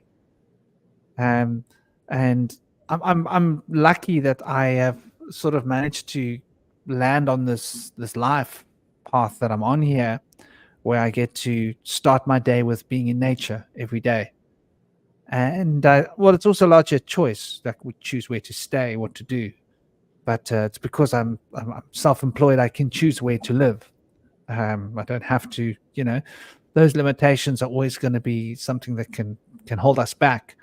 But having the opportunity to engage with nature, and one doesn't have to go out into nature to engage with nature. One can have, I knew this guy who I used to love going to his living room. I used to get the most amazing hash from this guy in London. And he really had beautiful green, always had lovely, clean, sweet, organic green, and like all the wonderful charas from India and Lebanese and all the different kinds of, he was a connoisseur. And I would get really amazing prices from this guy. But what I loved most was, like, I'd go and see him and I'd spend like 2 hours in his flat with him, or his house. It's a house. Because upstairs, and I'm not kidding, his living room had about, not 50 plants, more. Big plants, big. I didn't know what number he stayed in, because I never bothered to look at the number on the wall, because I just looked up at the top when I was walking down the road, and I could see all the greenery through his window. It looked like a tropical paradise. And so you can turn your inner zone into a tropical or a beautiful paradise if you want, and have plants around you. And the act of actually bringing up a plant, now this is a very powerful meditation, extremely powerful meditation. I shared it on Telegram, one of my powerful meditations I did with a room full of cannabis. The act of bringing a being from seed to the fulfillment of its life cycle, and being a part of its entire life cycle, carrying it through this pattern. And I think that this is something that we can all do. It's a very powerful form of meditation. It's a long one. It's meditating on the life of the plant. And it's a continual meditation that one has to continually come back and add to this plant that one is growing, and be continually aware of this reality that life is impermanent, but it's a cycle. And so we can basically engage with this on a very deep and very profound level. So there are many ways that we can engage with nature. Simple ways, easy ways to engage with nature. Look what these guys have done with nature. Look at these. Wow. Just look at that. Look at that. Go on. Feast your eyes on the symbology of the architecture that these were clearly Masons having a lot of fun, thinking to themselves, let's build some interesting sacred geometric patterns on the earth, and they won't even know that they're there because they're living in them. So these program our consciousness in a very profound way, a very powerful way as well. And I think that when we are in nature, we become very attuned to the natural geometry of life. What do you guys think when we talk about the natural geometry of life as it relates to meditation?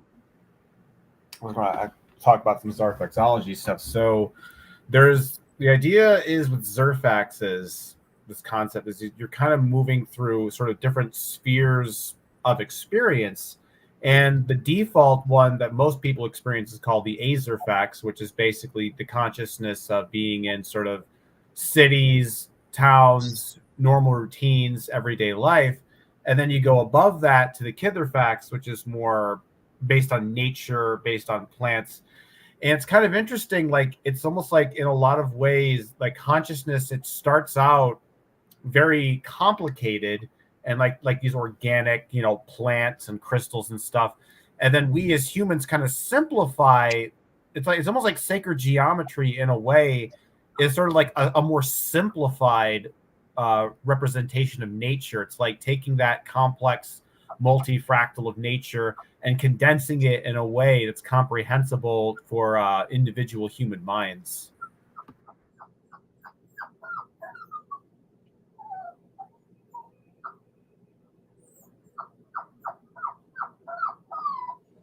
So what do you think, dear brother Aaron? You haven't been here long. You haven't had opportunity, and Connor as well. You guys must chime in if you have anything that you want to say specifically. But what do you think about this natural geometry, the sacred geometry, is, especially as it relates to many of these ceremonies and rituals? They seem to be enacting this geometry of being. Well, I think that so things in nature seem to have a complete cycle of geometry. And so I was thinking of, like, if you think of the light coming from a fire, well, the light from the fire is going to have the frequency of the start of that combustion all the way through the process into completion. And then that whole light spectrum is going to be showing the full circle. Whereas, like, if you get light coming from a light bulb that's programmed to be at a certain frequency, then it's going to be static and it never changes. And so I think that emits a very different sensory type experience on the individual, whether something is going to be man-made and static, and the way that a lot of, I'd say, our architecture and kind of regular modern spaces are, versus aligned with nature, or geometrical structure and architecture that's meant to send off a certain frequency, and I'd say even show kind of like a embodiment of a certain consciousness experience that the artist or the architect is trying to show what his experience of viewing reality is like, and it's through the medium of I'd say a ceremonial sacred space, whether it's architecture, art, or paintings, or I'd say even like entire temple type spaces as well. And then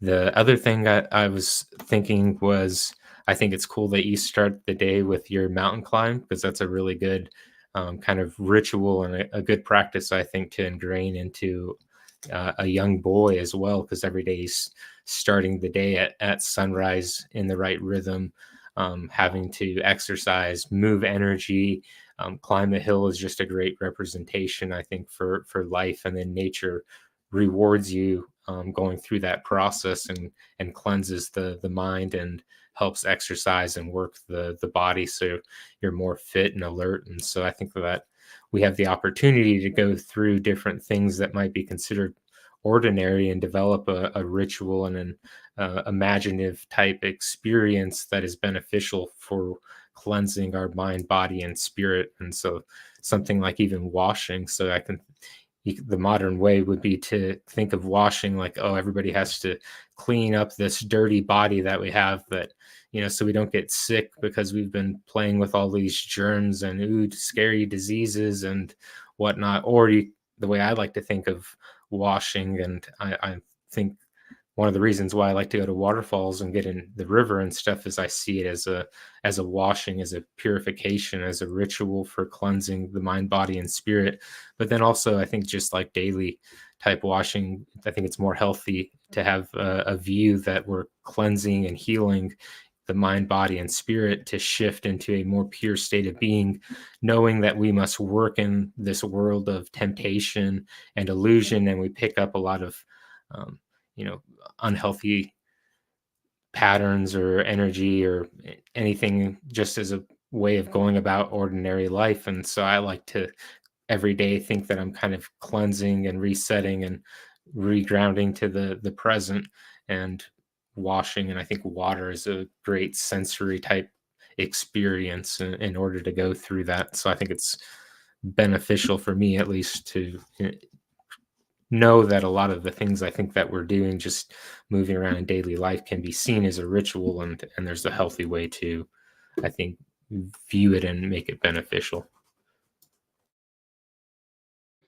I love that you mentioned washing, because I love washing. Ah, gosh, I love washing. I love showering. I love being in water. Oh, there's something almost sexually invigorating about being in water. Don't ask me what it is, but it really does something for me. It's like being in the womb, right? It's like reminiscent of like the womb time. So the act of washing for me is like almost takes me back to womb moments. But okay, so washing. I'm gonna throw something out there for people if people are interested. This is a really beautiful ritual. It's one you can do every day. Hopefully, you do it like even more than once a day. But once a day is like a good amount. In summer, I like to do it more than once a day. And I've personally become a little bit slack in it. It should be done with full concentration and awareness. So, from a Kabbalistic perspective, your feet represents your physical goof, your physical body, the molecules of your body. Your genitalia represents your storehouse of images, the subconscious currents that are bound by etheric forms. So the storehouse of telesmetic images are bound by the genitalia. Hence, most of our fantasies tend to revolve around our genitalia. And, men tend to fantasize about women and their forms and such. Henry, you're going to have to wait. Henry's kicking at the door, little bugger. He cries when he wants to go out, and he kicks at the door when he wants to come in. And so basically the right leg and the left leg symbolizes, the right leg can symbolize your intellectual, rational side of yourself. The left leg can represent the passions that fuel the desires, which are bound by binding the telesmetic images, which are the forms of the right leg. Sorry, I've got to let this dog in. I'm going to finish in a second.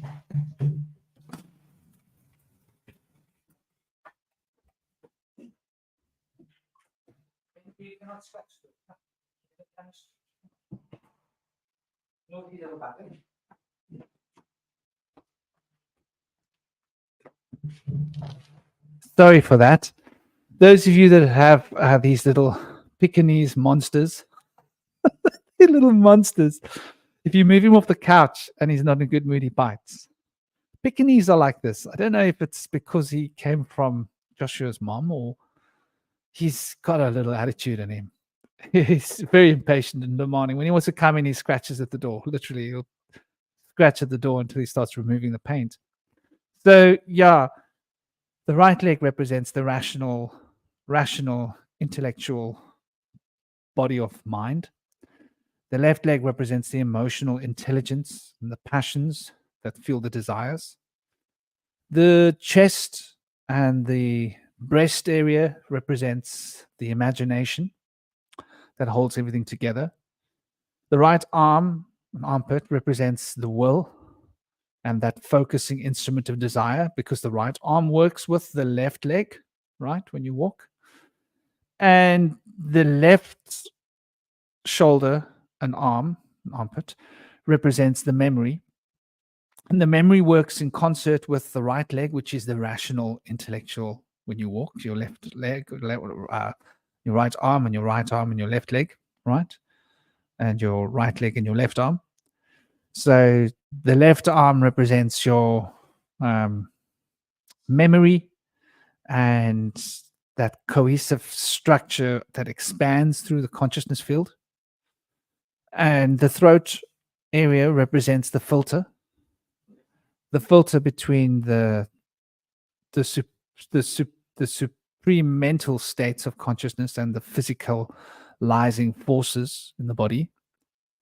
And the right side of your face and the right side of your head and the left side of your face and the left side of your head have resonance as well. The right side of the face and the head represents that wisdom, clarifying wisdom. So cleaning that part is bringing the wisdom into being. Cleaning the left side and the left side of the head and the left face, the left ear, the left eye represents the understanding, bringing that ability to understand. And the understanding of the left side is what drives the forces of consciousness into manifesting, and brings about that totality of the divine feminine. And the left side is the driver, and the right side is what drives it, like the power, the engine, if you will. So the right side represents the divine feminine principles of understanding, and the left side, the masculine principle of wisdom. And so these two turn as wheels. And the top of your head represents unity, that aspect of unity with all things. So this is like how the Kabbalistic body is referenced. And so it's a great way to wash. And when you wash those parts of your body, be conscious and careful that when you're cleaning that body, to be aware of the fact that you're not just cleaning your physical body, you're cleaning that aspect that it relates to. So when you're cleaning your feet, you're literally cleaning your physical molecules of your cells and telling your cells to take toxins out of themselves. When you're cleaning your genitalia, you're cleaning the desires, you're cleaning the fantasies that will run through your consciousness, so that you can gain control of your fantasies and not have ridiculous fantasies like you don't meet some hot woman and now you're fantasizing about nailing her, right? Because you don't know her. But the subconscious has been trained by the media and television to want to objectify women sexually. So you're dealing with your sexual energy and honing in those fantasies so that you can have them under control just to an extent, and decide what you want to entertain as a fantasy, not be a passenger on the road of fantasy, but be the driver of the craft. And then when you're cleaning the right leg and the right hip, to be conscious of that your rational ability to move your mind is in your right leg, and the left leg, that your ability to be receptive and to be able to emotionally intuit and allow the passions to drive your mind. So with each aspect, cleaning your imagination, allowing your imagination to be unshackled, unbound. Cleaning your will is releasing the powers of the will so that you can gain control of the will, and so that the will isn't something that you need to battle to engage with. And cleaning the memory is so that you're able to have a concise, clear timeline of where you've been, what you've seen, what you've experienced, so that the line of time that you're experiencing is coherent and it can go back further and forward, and you gain this understanding of time. And obviously the filter, the throat, is very important, because we don't want too much of our consciousness rising into the supernal realms, because it will become ungrounded and unfocused, and you crossing the road can be beyond an adventure. It's like crossing the road on too much LSD or something, you know. It's an adventure that doesn't need to be such a dangerous an adventure. It can be a much more safe experience. So yeah, there's one beautiful little meditative exercise that you can do every time you wash, and it only takes 5 minutes, but my gosh, it's like 5 minutes well spent, and you will notice that the more you do it, the better you get at it. So thank you for that, Aaron. You reminded me of something. I can't wait till I wash again. I was washing in a hurry earlier before the show, and so I wasn't washing with consciousness, which can happen from time to time, especially with the busyness of the world. So I'll step out at this moment. Let you guys. What do you guys think? What other meditations, imagination exercises would you guys jump on? I think equally as important as washing and cleansing is enrichment and enriching. So when we're washing away things that are unwanted, we want to replace them with the things of our dreams, the things of our heart's desires, the things of our best interest.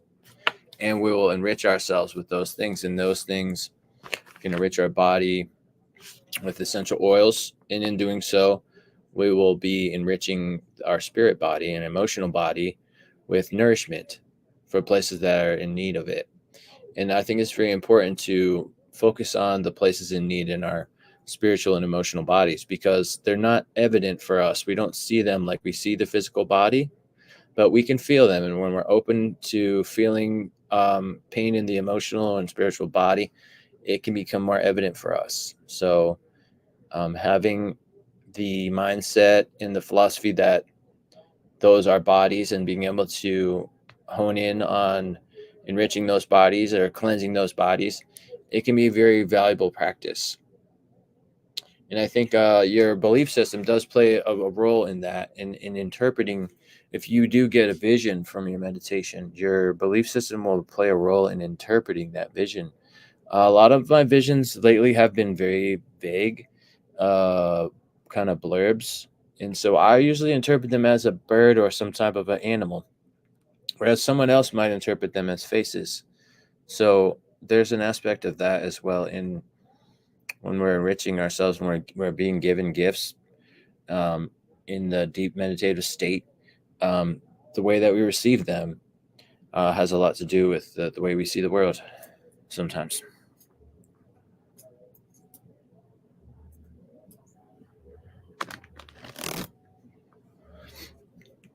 Other times you can have meditation and visions that are very clear and evident, and they can surprise you sometimes. Yeah, I suppose this is a time to consider what I call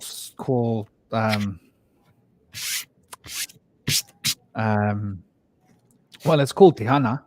That's its Sanskrit name, which is the supreme form of meditation as it's outlined in Vedic cosmological discussions, which is the heart of Raja Yoga, which means the yoga of royalty, of kings. and is the essence of the heart, which is following the breath. With what I mentioned to Connor earlier, anapanasana is in breath, out breath. It's literally what they call it in Pali. And they call it contemplating Hansa or Hamsa in Vedic cosmology, and it's following the breath. It's mindfulness is essentially what meditation is. Not allowing the mind to wander, but having the mind becoming rooted as a tree, grounded.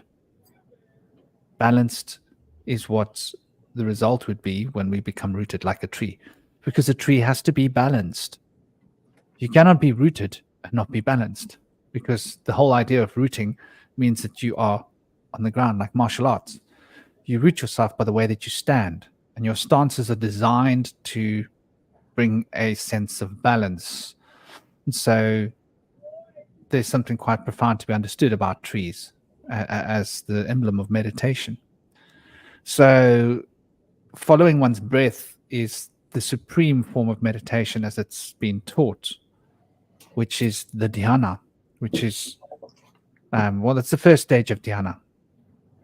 Well, it starts as following the breath, and then it becomes its own thing, at which case we are no longer the doer.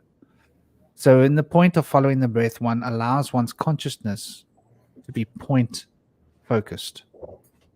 And that point can be the point in the bindi in the Ajna chakra or the bindi in the Anahata chakra in the heart center. And one's point becomes fixed there, and then one's focus is the breath. And one entrains the sensations, but one's mind is continually focused on the sensations of breathing, focused on the sensations, like the tides, the way you would feel the tides of the waves flowing over you if you're in the sea. You'd feel the waves pushing you this way and then pulling you back and pushing you, and the currents moving you to and fro. And to become immersed in that pattern, rhythm of breathing. From a shamanic perspective, I like to base a lot of my meditation upon rhythm. Everything comes back to rhythm for me. I love rhythm. Musicality seems to make sense to me. There are different paths. There are different focuses that one can have, not just one. But rhythm tends to be, for me, I think, the easiest. And I think for most of us, it's the least mentally cluttered way to approach a clear state of consciousness, because we tend to clutter our minds with non-clutter, with nonsense that we don't need. And so when we enter into a rhythm, like when you're dancing, you're not thinking about anything. You're just flowing with the rhythm. You just let your body just go and flow with the rhythm, and then you just become one with the currents. And that's the easiest way to disconnect from the patterns that we're stuck in, identifying with who we think we are, who we ought to be, who we were, what we think we ought to be doing, what we think we ought to be thinking and believing and saying and doing, and all the other crap and nonsense that bounces around in this flesh puppets engineering system of electrical impulses that move through the central nervous system. And we start to become aware of the extra dimensional consciousness flow. Of course, the consciousness, the thoughts are not inside our body, they're around our body, a sheath around our body. And as we expand our consciousness from the body, we start to recognize more going on outside of the body until we're no longer in the body. But it starts with the breathing. And the breathing is very grounding because it's rather important because you're always doing it. You don't really stop doing it. And becoming more consciously aware of it means that you actually put more energy into the act of breathing, which means that the breathing itself becomes better, which means that the oxygenation of the blood improves, which means that the brain function is heightened, which means one's more able to experience a more total state of consciousness by the whole brain aligning into a singular vehicle of thought. Instead of having this part doing this like a rugby team, are the forwards and the back line working together? Is the scrum half really acting as like a hinge, connecting the forwards? Are the flanks joining the back line? Is the fullback and the centers or the wing coming to act as a assistance to the forwards when they need it? Is it a single instrument as it moves forward, right? And if it is a single instrument, you've got to kill a team, as the saying goes. You've got a team that's going to really like going to work. It's going to win. It's going to play the game, and it's going to kick that ball over the line, and it's going to score tries, and it's going to, the All Blacks. Why are the All Blacks such an amazing rugby team? Have you seen that dance that they do before they play?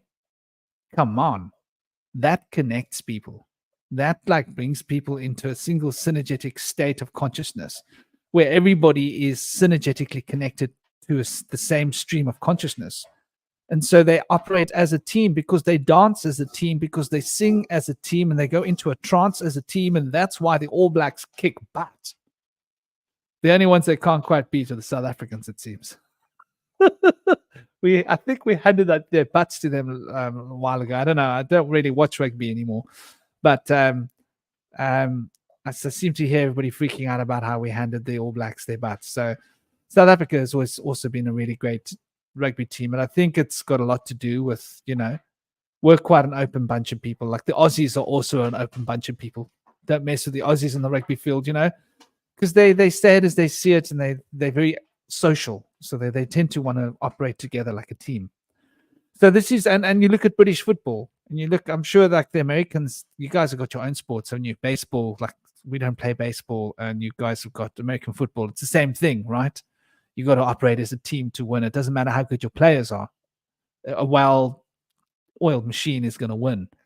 And so in that sense, when the brain is operating like a well-oiled machine, and the memory and all the different parts of the brain are operating together, you've got more reservoirs of information to tap from at one point. It means that the clarity of mind gets increased, and the expansiveness of the consciousness field becomes greater. And that expansiveness means it's an electromagnetic field generated, becomes bigger.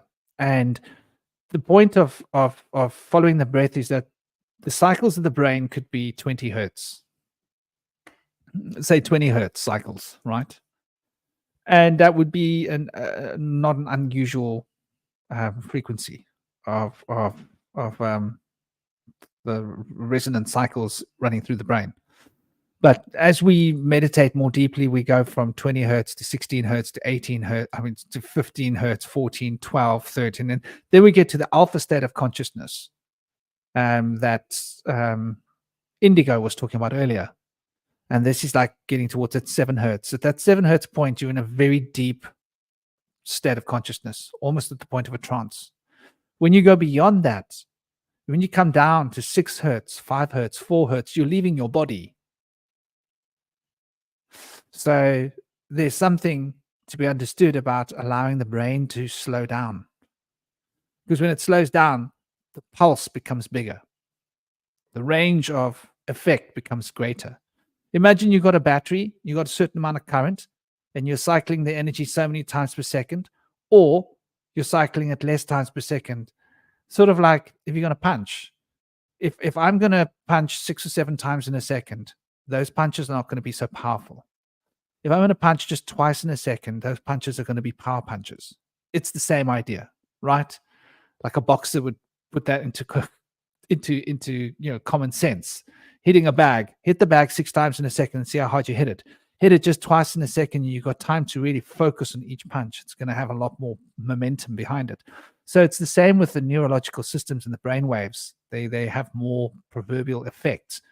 So following the breath is the key to allowing the heart to get into a good rhythm, and the rhythmic pulse slows down the breathing. The mind becomes less engaging. It eats a lot of oxygen. We don't know how much oxygen our brain eats until we stop thinking. And we don't need to breathe. You're like, oh. Climb the Himalayas, go high, 5,000 meters, and see what happens. Like, you don't need to breathe because you're just there. You're not thinking. You're just like vegging out. And it feels so damn good. And then you suddenly notice you haven't been breathing in a long time. So there's something to this. What do you think? Oxygen breathing cycles of the brain as it relates to the meditative experience? I know that DMT is produced in the lungs from deep breaths. And I find doing controlled breaths for a deep, full yogi breath for several breaths in the beginning is very helpful. But then after that, after it's created enough DMT to put into the system, I feel like at that point it's good to go to a natural state of breathing. It's very helpful to pay attention to the breaths. It's just a constant ebb and flow that you can use to keep yourself from being distracted, and it's a great way to focus on the meditation. It's very helpful.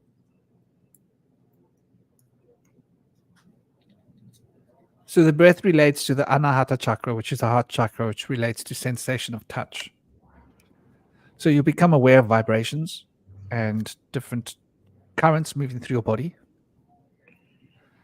and the frequencies everywhere, all these energetic flows and resonances moving through the body. When we go deep into our breath, we'll start observing that we're breathing this vibrational field into ourselves, and our vibrational field is expanding. And then our vibrational field, as we breathe out, sort of flows through us very readily. And so the sensations of the physical vehicle become very much a grounding experience when we're in the state of physical meditation on the breath. Aaron, are you with us, brother? Because I noticed you turned your camera off. Maybe he's gone to let his dogs out or something. I'm you here. say, Connor? Aaron or Connor? Yeah, I'm here. Sorry? I think we were calling Aaron. Can you hear me gotcha. okay? Connor, yeah, brother Connor, please add something. I didn't know if you were busy. Oh no, I'm not busy. I'm just following along. I think that we're going in a lot of good directions here.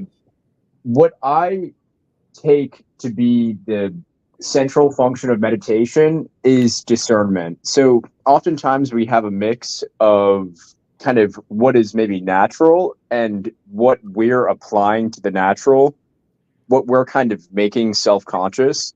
And this is, a part of nature, but it's something that makes it difficult to kind of find where to begin. And so meditation or like the simple act of stillness is something that allows us to see the basic nature of mind. And that's where it's like it goes beyond a kind of experience-based thing, because the stillness of the mind is insight into almost like a realm that can be accessed from ordinary states of mind.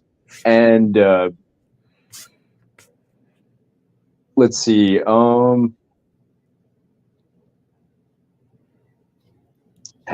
in the context of morality and ethics, this is very valuable to understand, because morality is often understood as something kind of enduring. It's like, I'm going to vow to not do this anymore. And oftentimes people have like a retribution-based mindset on their morality, where it's like they uphold it by virtue of kind of like forcefulness on themselves. And this is where I think celibacy is often misunderstood, because in some respect, the ability to maybe like as an easy kind of a convenient term to discern one's libido from one's fetishistic or perverse impulse is it's a valuable thing. And one kind of Caveat. point of, I guess, grounded example that we can take is that in the noble ones, they still have libido, they still have the function of the sexual organs. However, they have chastity in the heart. In Christian traditions, this is called circumcision of the heart, and in Buddhist traditions, this is the status of anagami, which is marked by attainment of nirodha samapatti, the cessation of perception and feeling. And so it's interesting because on one hand, you have the kind of the victory over lust in the form of like what may appear to be a kind of raw asceticism. But if we look to Buddhism, we can see there's actually stages to this. And, upon recognition of a certain aspect of the basic nature of mind, a deep layer of formless experience, one is able to greatly extinguish the power that the natural faculty has over them. And so it's interesting, like the idea of something working but not compelling you. It's like in the context of eating, it's like you could eat something that you don't find, that you don't relish, that you don't kind of almost wallow in the sensual enjoyment of, but you still have to eat. So like, assuming you just didn't find pleasure in eating, you would still eat. And in the same capacity, it's like the natural organs, they have their function even without the kind of the, how can I put this, without the kind of wallowing in sensuality. They kind of exist independently of that, and it's something that usually goes unnoticed. Like, most people really just have the choice of kind of succumbing to their sensuality, succumbing to their lust, or deciding that that's insignificant and chasing after something else. But this shows us that there's a sense in which we can have what that effectively is at a natural level without it having a kind of bondage to us at the level of spirit or anima.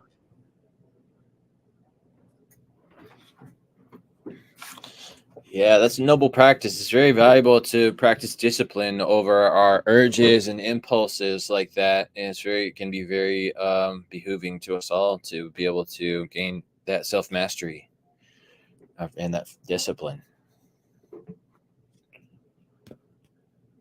Yeah, so many people see celibacy as an uphill battle, and I imagine for most people it is. But it's not a battle that can't be won. It's like if you're, and this goes back to like forcefulness, the masculine and the feminine.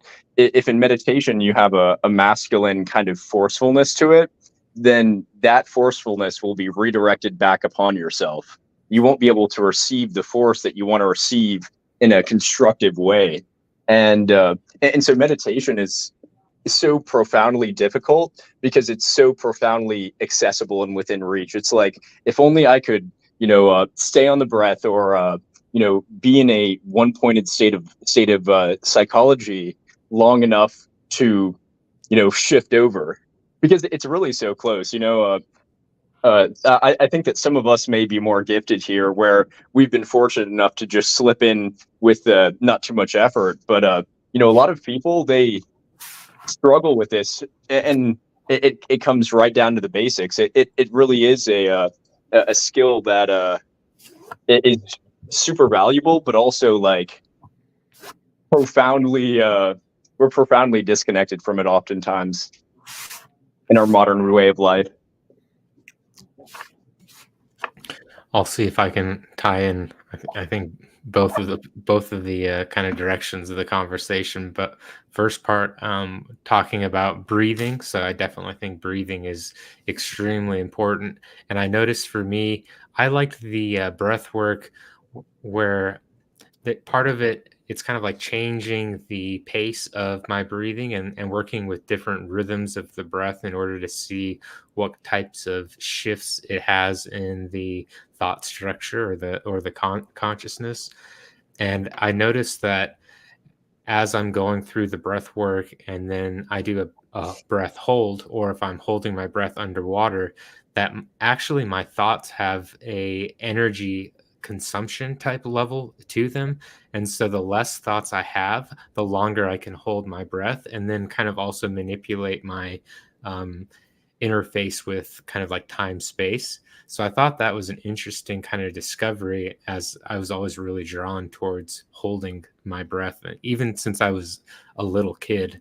And then also the same thing kind of with colder water, like the cold water plunges. I think of one time when I jumped in this, it was like a small cliff into this, they called it Blue Hole, and it was an underwater spring, but it was a cold water spring. And so it would be really hot outside, you jump into this, it was really cold water, and then the flash of the cold water would just erase the thoughts and shift the nervous system. So same thing, it kind of shifts things up. And what else do I got here? I take notes while I'm doing this, so nobody else see me looking down. I'm usually writing notes, trying to keep track of the conversation. But I think the celibacy part of it, so I'm really big on contrast, so like compare and contrast between different energies. So just like breathing, pace of breath, the breath hold. Well, I think if I'm feeding certain energies, then that's going to grow. And if I'm fasting certain energies, then it's going to starve or shift that focus. And so I think of the celibacy as the same thing. It's like a contrast practice. So instead of feeding certain energies, we're fasting from them in order to see what that shift ends up being, and if it's something that we want to maybe gain better awareness of, or maybe have better freedom of choosing which energies we're going to feed and fast. I'm not entirely sure, but I definitely think that compare and contrast practices are very important. Yeah, I think any form of discipline, fasting, and celibacy can be very impacting. To be able to see that you have this desire in mind and it's difficult, but you're going through and you're persevering through that, gives you that confidence that you can go forth and you can really achieve something that's difficult for you, but you're going to have the discipline to carry forth in it. And I think celibacy can be very impacting, to be able to reflect on your desires, reflect on what's in my best interest. Do I want love, or do I need love? And do I want sex, or do I need sex? And I think oftentimes we want sex, but we need love, and we distract ourselves with the sex. It's easy to do because it can be quick and can be easy. But developing trust and love, it can take more of an effort. It can take more of a deeper process. So, but as far as other similar disciplines, there is semen retention, which is another difficult endeavor. But to engage in semen retention, which is also referred to as edging sometimes when you're using it with a lover or a partner, it's very difficult. I think oftentimes it's associated that the male ejaculation is like the end goal of sex at some point. Like to many people, it's like that's the point which it ends, and that's the pinnacle of it to a lot of folks. But if you kind of change that perspective and you just kind of can see that semen retention can help and for longevity, it can boost longevity, it can boost health and immunity, it can have incredible impacts on physical health. It can also help through the engaging in that discipline. It can help build confidence in your ability to endeavor to achieve things that are not easy but have great outcome, and a lot of things will be like that. So it can be a great process to be able to focus on pleasing your lover as well, instead of just having an orgasm yourself. And so that's another aspect of it that's also can be very good, focusing more on pleasing the other. And then when you focus on that and you have that kind of objective in mind, it can become a different experience in which you're both pleasing one another instead of trying to please themselves with the other. So that can also be an insightful thing and a helpful process. I think that's beautifully put. And I think so true and so fundamental. And very important to recognize these polarities within ourselves physically, the selfish and the selfless aspects of it. And whether we're self-centered or whether we're focused on the dynamic and the process and everybody in the room, as it were. And back to the meditation, I think specifically with regards to the breathing as well, what Aaron was also hammering home, the oxygenation of the brain, and how this is what I discovered, because I've practiced a lot of meditation. And Cosmic mentioned earlier you can meditate too much, and I think there's something in that. Like I used to practice extreme meditation, like I used to spend more time meditating a week than a workaholic does working. Whoa. Yeah. And but in order to, like, let's say you want to crank up a 12-hour day of meditation, then you need to put in another 4 hours. You literally have to count every moment of your day. Like, there's not enough hours in a day. It really isn't. And so let's say you meditate for a few hours. Then you need to stop meditating and write some poetry. And then you can meditate some more. And then you need to stop meditating and play a bit of music, like instrumental. And then you need to, after you meditate again, then you need to stop meditating and dance or play a drum. And then the drum starts to take you out of your body very quickly. If you've been meditating for hours and hours and hours and you play a drum, you're like, whoa, here I go, whee! You're going on a journey instantly. And then you need to have a diary, because your shadow is going to become so incredibly empowered. So this is like, now we're branching into asceticism, because I practiced asceticism for many years. And that involved living in a cave and meditating all day, and when I wasn't meditating, I was studying. So I would meditate, and then I would study for like an hour or 45 minutes. And then I would meditate again, and then I would like do something creative. So I'd meditate, then I'd exercise the rational mind. Then I'd meditate, then I'd exercise the emotional intelligence. Then I'd meditate, and then I'd play with numbers. So after meditation, I'd sit there and I'd start playing with numbers, start adding up numbers in my mind. And you need to do exercise with your mind to undo the meditation. I know that sounds weird, but you become so overloaded. And then you got to have your diary present and write down in your diary thoughts and impressions that are coming to you. Because what happens is your shadow gets so pronounced when you meditate a lot. Your shadow starts coming out like in a big way. And you have to face your shadow. So it becomes like, the more you meditate, it becomes like highly challenging in a sense. And so there's definitely something to be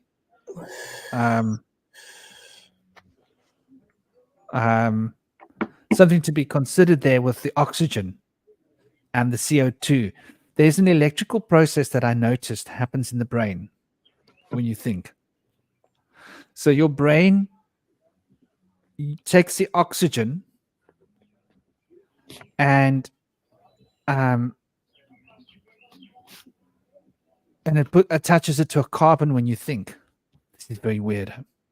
There's literally alchemy happening in the physical brain when we breathe, when we think. So, like Aaron mentioned, there's very profound relationship between thinking and breathing. It's like more than you can imagine.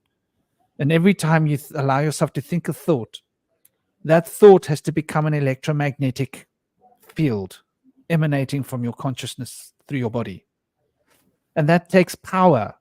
And that power is generated by the alchemical shifting on the O2 needs to be broken.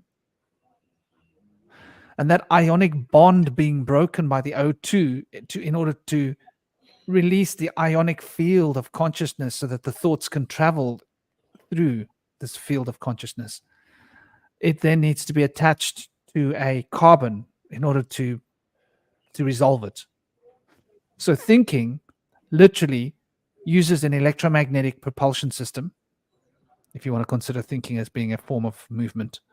And it needs to be electromagnetically propelled by the ionic bond, the ionic release of force in the breaking of the O2 in order to create CO2.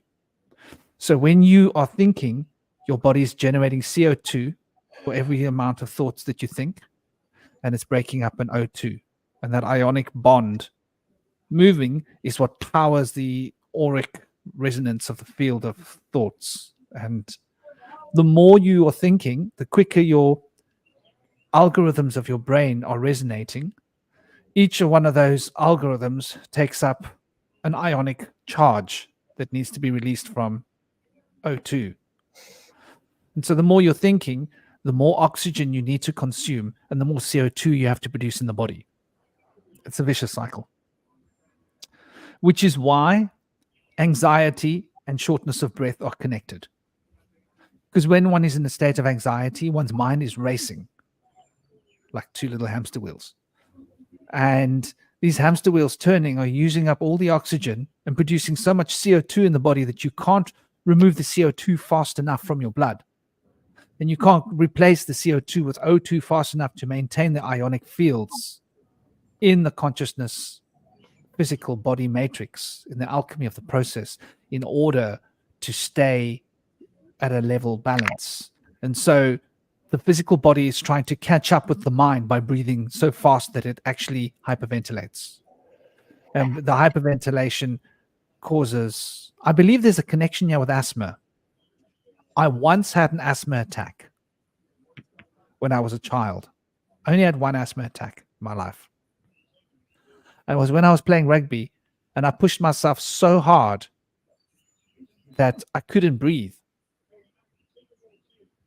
And I was like, okay, I'm going to die now. Let's do this dying thing. And when I broke through that barrier of that fear of that dying, and I didn't have asthma anymore. Very interesting. It's got to do with this process. What we're talking about here is that the mind and the use of oxygen and the breaking of that bond and that ionic force, that when you break that, it's got to go somewhere and it goes into your aura as a pulse frequency. So what this means, now how can we utilize this practically? The heart chakra, the anahata chakra, relates to the sense of touch. So the sense of touch, by meditating on the sense of touch, you're meditating on an asana. This is why we sit in an asana when we practice dhyana. And the siddhasana is the normal one that you sit in. Go and look at my Bush Whisperer page. I did a little click about it. I'll find it and share it in my group again. It's got to do with aligning. If you look at your foot, the heel of your foot, right here, but on the heel of your foot. For men and women, it's reversed. This has got to touch. There's a node point there in the back of your heel, which is a very sensitive part of your foot. If you've ever axe kicked, if you did martial arts and you axe kicked and you kicked wrong and you wow, it can be bloody sore if you land a kick on that pressure point.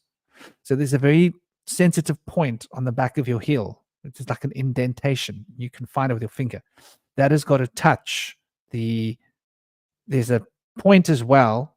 For a man, now for women, like good luck. You know, I can't tell you exactly, but you can figure it out. There's a point that you can touch that relates to that energetic current. You can feel it. If you start to follow the currents moving through your body, you'll find it goes to that point. And it's where your perineum is. And so there's that point where there's like an indentation. You can feel it if you allow yourself to become aware of that point in that chakra, that it becomes like this. It's like a resonant feeling. If you become very heart-centered, you'll feel these resonances around your body, different frequencies of vibration in different points. And so the foot point must touch that point.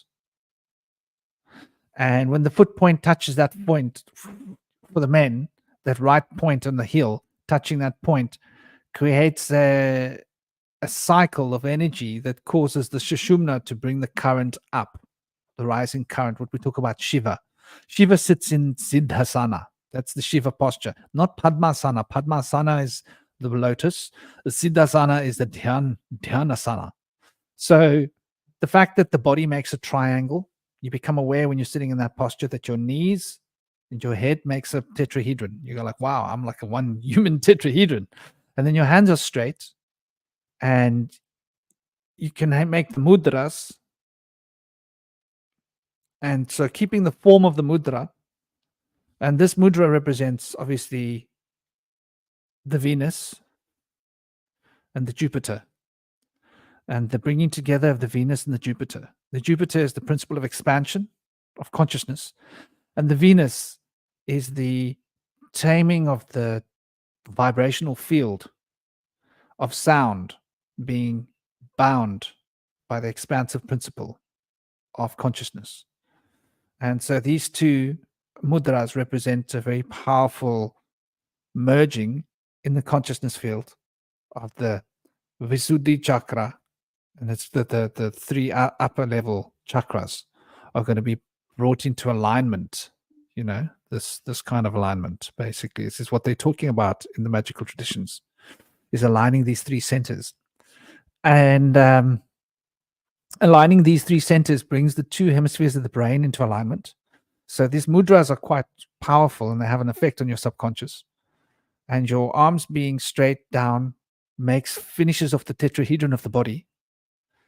And the point being touching there, you'll start to feel currents moving up and down your spine, which is what you're looking for, because it starts the flow of the wheel of the energies. So you then become aware of the shape of your body and you maintain in your consciousness the shape of your body. You allow your consciousness to take the shape of your body. So the consciousness is focused on the asana. And then the point of central focus of this shape is the point within the chakra that you're focusing on. Probably Anahata is best to start with at a later stage, Ajna chakra. Those 2 points are what I would recommend. Never meditate on your Sastra chakra. I recommend you never do that. I think there's a lot of dangers there. So your focus would be on one of these 2 points, and the structure of the body maintained. And when you become aware of the structure of the body, you'll be aware of all the sensations in the body, and that just becomes your blanket of awareness. And then the breathing is the most obvious, the most obvious sensation in the body, and there's a rhythm to it, and there's a sound to it. And so one then allows one's consciousness in the body to be focused. My throat's quite dry. I think I haven't been drinking enough water. Yeah. And one is then able to focus on the connection between the shape of the body, the movement of the breath, the sound of the breath, and the point of concentration. And so you'll notice it's the point of concentration which results in the shape of the body, the movement of the breath, and that point. And so these three become the reflections of the proverbial Trinity, and one just allows oneself to sit within that point. And thoughts, they don't matter. They just are what they are. We don't allow ourselves to be distracted. Whether you're thinking or not doesn't matter. Those are the three things that are in the concentration. And so the mudra of the body, the mudra of the hands become the form, and the form becomes rooted in the point, and the point becomes charged by the energy of the breath. So those three principles are containing the polarity of being, but as a structure. And so the grounding of the meditative experience is fulfilling. And when one practices for a long time, one will notice one's breath just automatically slows down, like much slows down. And the more you do it, it'll get to the point where you'll find your rhythm. And a good rhythm I always found was like 60 breaths per minute. So then you start becoming aware of your breathing pattern. You start noticing that if you count your breaths for 60 breaths, you've done an hour. You go, oh, okay. Now I can time myself. Now you can keep track of how many hours you're sitting by just in the back of your head, there's a number wheel that turns. You don't think it's a number wheel that turns like a clock, and you let that turn in the back without putting attention onto it, because you don't want to get lost in thought. So visual cues are better because you're not thinking. The moment you start the wheel of thought turning, you start to lose touch with the mudra of the body, the asana, and the flow of energy through the lungs, and the focus point of concentration, which is, if it's in the center of your head, then it's stimulating the pituitary and the pineal, the Ida and the Pingala, and bringing them into alignment of the Sushumna. If it's in the heart center, it's bringing the Sushumna towards Visuddhi chakra, because the heart is then attuning to the unstruck sound. And the unstruck sound is not in the heart, it's of Visuddhi. It's the vibration of Venus's essence, the tonality of the vibration. I hope that hasn't been too much, but there's a little breakdown of dhyana and the meditation and why the asana matters, the postures. And I recommend siddhasana or cross-legged, sitting cross-legged, because you also create a tetrahedron. Tetrahedron is really important because it represents the three aspects of being bound, which is what we've just discussed.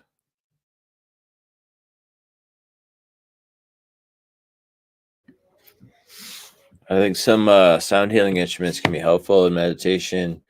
I know that using a chime can help make going into a higher state of consciousness go a little faster. You'll be able to access the inner eye faster with the chime and be able to see a vision.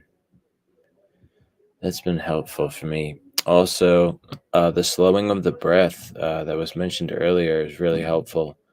And I followed a couple of different teachings on that. But one of the ones I really liked was trying to do an in-breath of 15 seconds and hold for 15 seconds. And then do an out-breath for 15 seconds. And then hold for 15 seconds.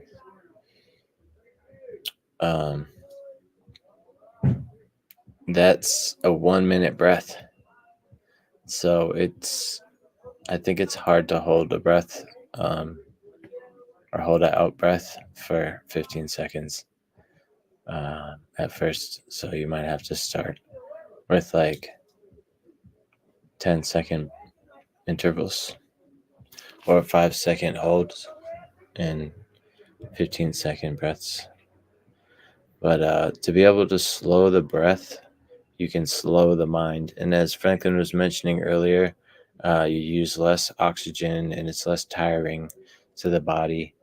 So you can maintain better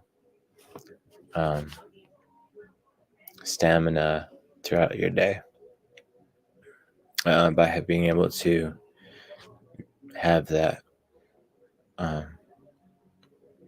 more easier mind, that slower mind, instead of that racing mind that's trying to stress you out, maybe make you angry, maybe give you anxiety, maybe make you depressed, one of the sort.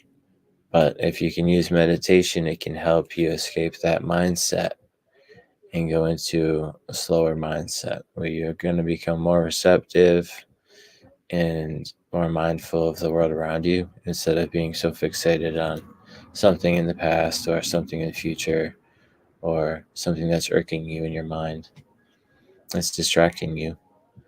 Be able to slow your mind with your breath, whether that's in meditation or not, can be very helpful.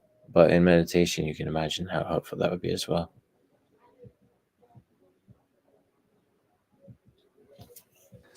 Yeah, Mexico was the shortness of breath in clients, how it relates to the heart. And that's exactly what it is. The heart has to overwork when there's too much ionic activity taking place. And I think Aaron fell off. So the overworking of the heart means that it has to beat faster.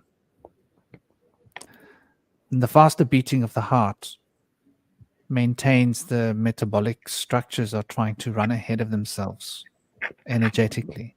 So it drains the chi from the heart center. Or more correctly, it drains the shen, which causes the drainage of chi. Because the shen is really what's governed in the heart. And the shen gives rise to the chi.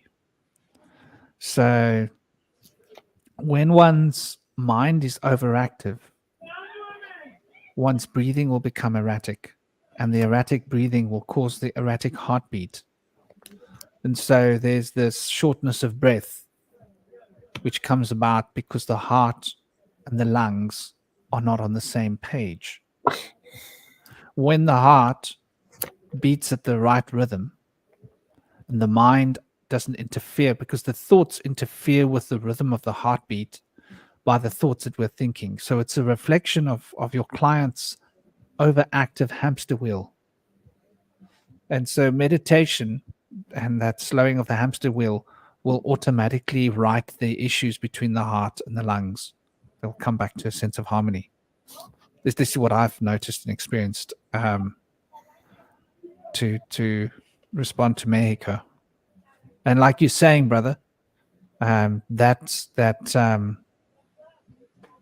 mindfulness in the present is such a key.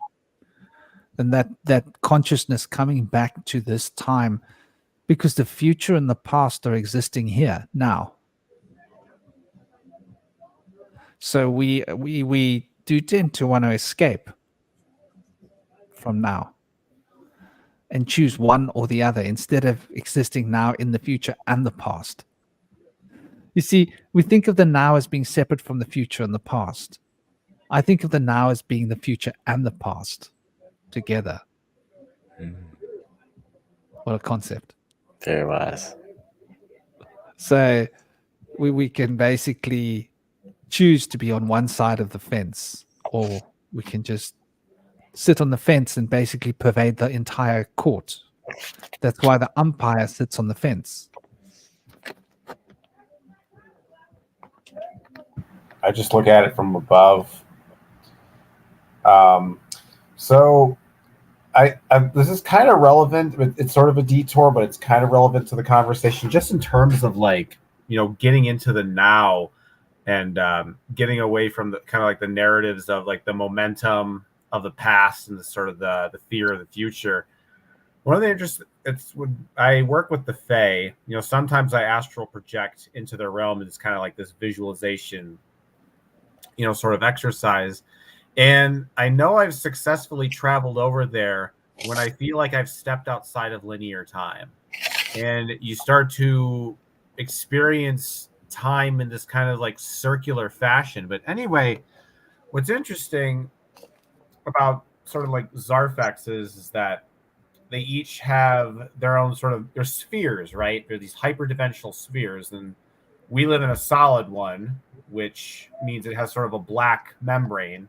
And in the Fae world, they have sort of like a purple membrane, but there's like a yellow sky or whatever. Anyway, what's interesting is like you take that linear timeline, and then it's like when I'm in the Fae realm, it's like I'll be sort of in that space. There'll be like a yellow sky, and there'll be these tall, purple grass fields, weird buildings in the distance. The Fae, obviously, they're around me. And then I look back at physical reality and the dimension we come to, our Zarfex, and it's just like a black sort of like basketball, like a black sphere. and you can kind of, if you look into it, it's almost like a snow globe where you can see the past and the future, almost like going around in a circle. And in that moment, it's like you're completely outside of that time sort of range, and you can, and that from that point of view, it's like you really get you really start to think of cause and effect in different ways, and that you can't really think of the universe purely in terms of linear cause and effect, and that there's causes and effects coming from, you know, multiple directions outside of the known sort of like sort of cycles of time that we exist in. So I think when it comes to, you know, the now, I don't even know if what we consider the now is the now. You know what I mean? Like maybe there's like, even you look out into these outer times, there's like there's a deeper, you know, or maybe there is no now. It's a weird thought that just came to me. But when you start to think about time, so that I always like, I don't know, I always thought, aesthetically speaking, I always thought the now was kind of like, it's kind of like a little I don't know, it's not very exciting. It's very kind of like humdrum, kind of mundane. I think like, you know, in my kind of like my childlike sort of sensibility, you know, the young boy that wants everything to be cool and exciting, I think of it more like, I guess because it's functionally equivalent to sort of like being in the now, but I think of it being outside of time or outside of linear time. So something kind of like more, I don't know, it's like it's the same kind of functional thing where you're not conditioned by the stresses of the past and the future, but I think it's kind of a more fun way to kind of contextualize that.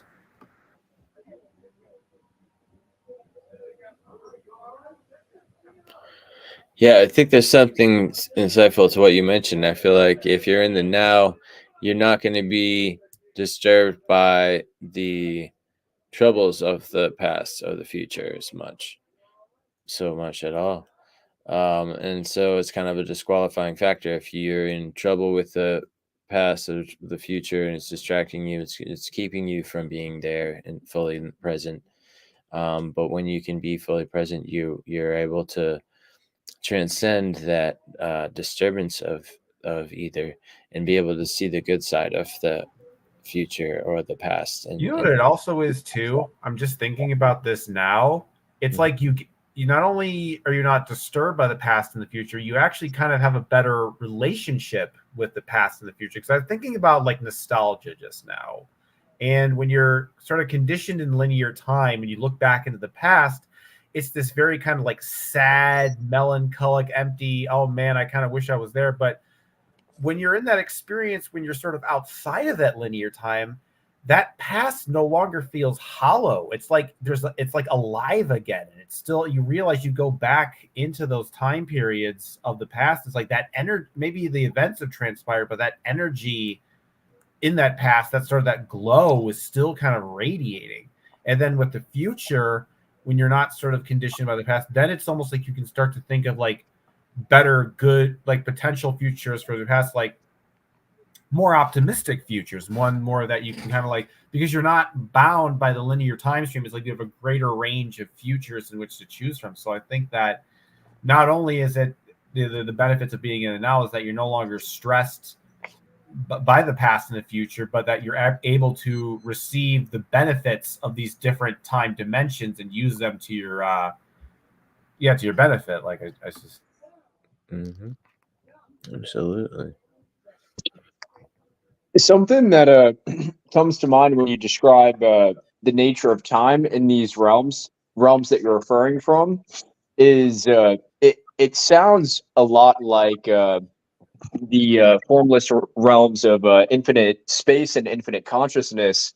In that infinite space is like a kind of black orb or a black field that is like a deep slate black, and so that's what kind of I guess qualifies its spaciousness. And the infinite consciousness is seen as like one layer of the onion deeper than that. So it passing beyond the sphere of infinite space, you would enter into infinite consciousness. And something that I've noticed is that there can be kind of like phenomena I guess how can I put this? The sorry, I lost my train of thought. It's stuff I don't. It's like that's some territory I don't have as much experience with.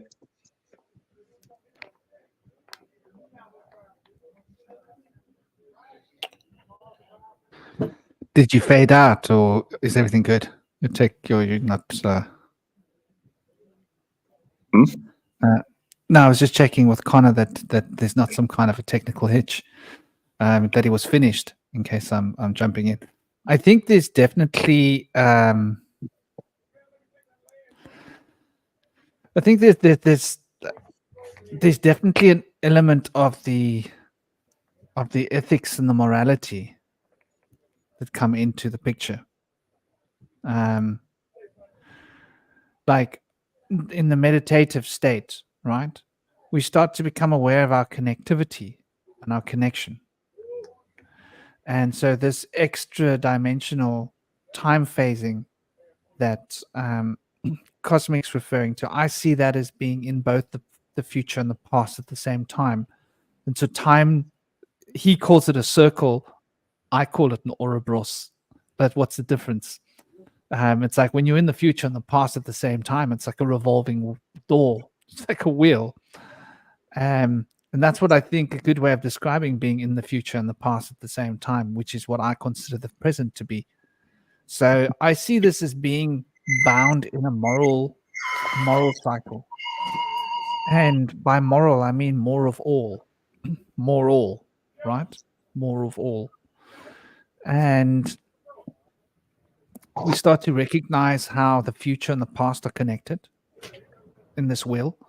We start to recognize how we are connected to each other and that we are emanations of one process, one field of consciousness. We're all streaming the same. We're all on the same internet.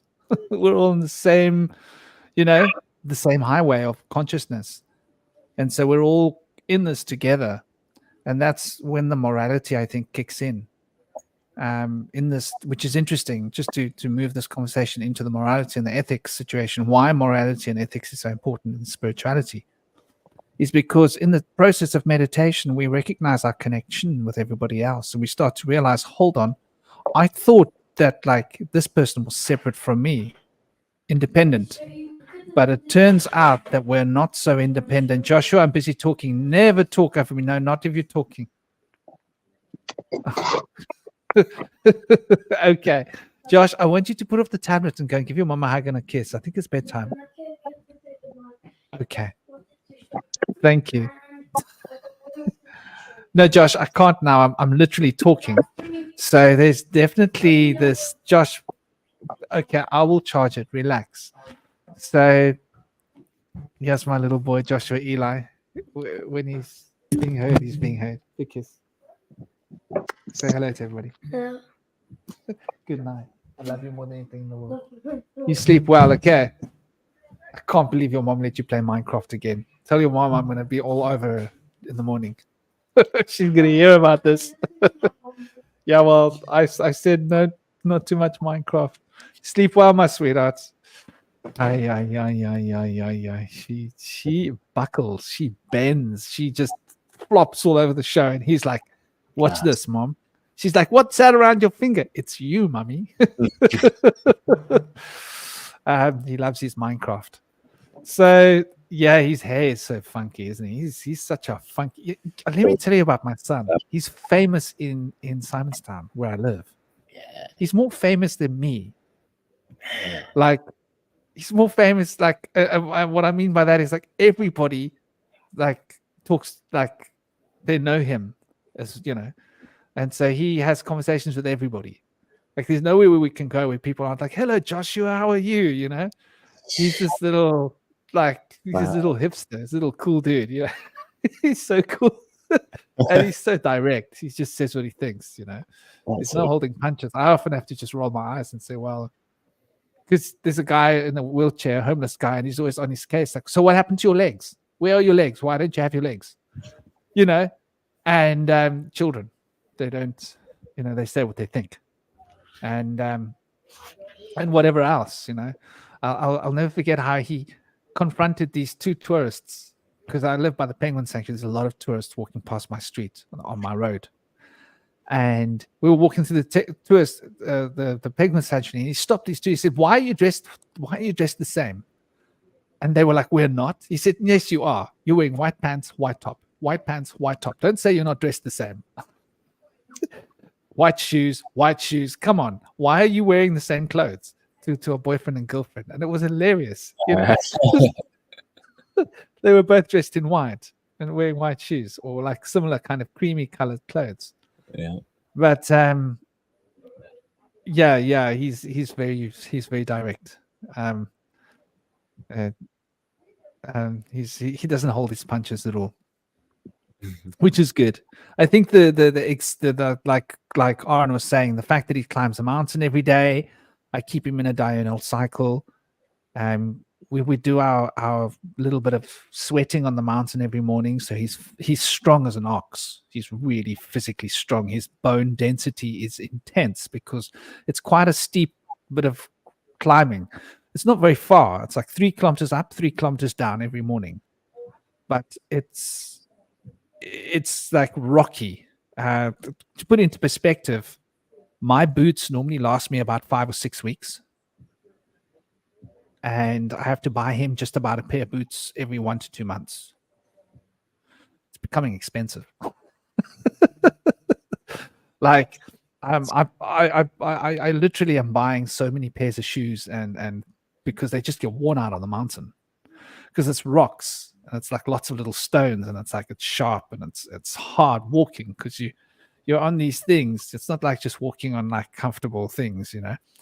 So, but it makes you strong because you have to adapt. Your steps have got to be, you got to be solid so you don't slip and fall off, you know. So yeah, I think there's something to be said about exercise, when it comes to meditation. If we want to improve our meditation, we need to be getting enough exercise, because the heart is really fundamentally important. And so this heart is so important for ethics and morality as well. The same heart, the rhythm of your beating of your heart is how close you're going to be able to tune in to other people, and for them to be able to tune in to you. And your hearts will start to get into a kind of a dance when you're near people, and you'll feel it when you become sensitive to your body, that your heartbeat's changing because of this person's heartbeat, and you'll feel their heartbeat changing, and your heartbeat, their heartbeat finding some kind of a common ground of rhythm. And that's when you're like starting to get that sort of telepathic connection going, which is so fundamentally important and dynamically fundamental. That's a really interesting point. Telepathy, meditation, and telepathy. I suppose we should cover that, shouldn't we? Yeah. That would be good. What say the Fae about this? I actually am kind of like starting to think about my own theories on how telepathy works from looking at the paranormal psychic research from people like Sheldrake and Raiden. It seems to be pretty clear that telepathy tends to work best when there's a deep bond between the two participants. So family members, close friends, partners, like that relationship is important. Because I've been thinking about one of the things, like when I channel the Fae, I think one of the reasons why it's so easy for me is because they're more because these are beings that can essentially, because when you're in a telepathic like conversation with a spirit, like they can read your thoughts and your ideas, and that can be a very uncomfortable experience. So when you're working with entities like the Fae that aren't necessarily going to judge you for some of your more, maybe your sexual fantasies, for example, you feel more comfortable in that space. Like you feel like, okay, I feel more comfortable keeping my mind open towards something. Whereas if I'm in the presence of like maybe like the biblical God and he's like going to be, I'm going to judge you for your thoughts and your nasty sins, then psychically speaking, I'm going to be very closed off. I don't want you to read my thoughts. I don't want you to read my, feelings and intentions. And I think that's kind of how we are around people. Like if you're around somebody who you really don't like or who really doesn't like you, telepathy, I imagine, is going to be, in my theory, is going to be a lot more difficult because they're literally deliberately closed off from you. It's like, I want to take all my thoughts, I want to hide them from you because I don't want you to sort of like know my weaknesses, et cetera, et cetera. Whereas if you're someone who's you're close to someone and you want to get a deeper connection, then it's like, okay, my mind is open and receptive. I feel comfortable sharing my thoughts because I know this person's going to trust me. They love me. They're not going to judge me. And because of that, I'm allowed to have my mind be more open to this person, and thus telepathic communication becomes more easily, distributed. So that's kind of the way I look at it, where it has to be, you have to actually form a kind of energetic bond. You can't just, use telepathy willy-nilly. And it seems to be true in the animal kingdom as well. When Rupert Sheldrake looks at, morphic fields, for example, like you see like these birds who kind of flock into a singular pattern. I think that is like a very rudimentary sort of form of telepathy where there's sort of that intuition between, the groups of the different animals. And this is also like why one of his famous books, Sheldrake, is dogs that know when their owners are coming home. And when you have that certain like bond, like the dog could basically pick up on the intention of the dog. So when the owner was sort of driving home from their business place, the dog would basically sit up, wait by the front door for the owners to come. And what's interesting, what I love about Sheldrake and parapsychology, this is why I'm so keen on being like really good with the scientific method and really kind of like going through like. When I first read that book and I picked up the library, I was skeptical of it at first. I really was like, okay, but he sold me because what he did was he worked through the dots. He's like, he knows like, okay, it's not routine because I've also tested this at random times and the dog still picks up on the intention. It's not sensing the automobile smell because they try it with different automobiles, and they rule out all the conventional possibilities so that you're only left with what the psychic explanation. I think that sometimes one of my frustration with the magical and the occult community in general is they don't rule out the conventional explanations first. And a lot of them don't want to do that because, I don't want this to be disproven. I want to really believe in it. This is a strong thing. And, if this turns out to be real, my life is going to be ruined. Life has no meaning. But if you can learn to rule out the mundane explanations first and say like, okay, maybe it was just a coincidence. Maybe it was just that. Like even with me and like the Fae, it's like, and you think to myself like, well, no, this can't be just coincidence because it's definitely happening more than random chance would essentially allow for. I don't know. I got off kind of on another tangent, but yeah, to summarize the point here, this is probably why when you have one of those skeptics and they'll try to test out telepathy, it's like, I'll test out telepathy on me. It's because you have to also think that the skeptic has a sort of a natural inclination of bias towards the idea of telepathy existing in the first place. And that belief then causes them to sort of psychically sort of like they become more turtle shelled, so to speak. So when it comes to telepathy, it's all about the openness and the willingness to connect between two different minds. Because the other thing about telepathy is it's an incredibly intimate experience. That's one of the things when you're working with the Fae, it's like it's almost like more intimate than a human interaction, because when you're around them, it's not just that they're sort of enveloping, your body from an energetic standpoint, but it's also that they're kind of like they're making love to your mind as well. So it's like, and having that really almost no boundaries like at all between you and them. So I think that the more open you are, the more willing you are to connect with a person, and the more you're willing to share the innermost thoughts of your mind, the better the telepathic connection is most likely to be.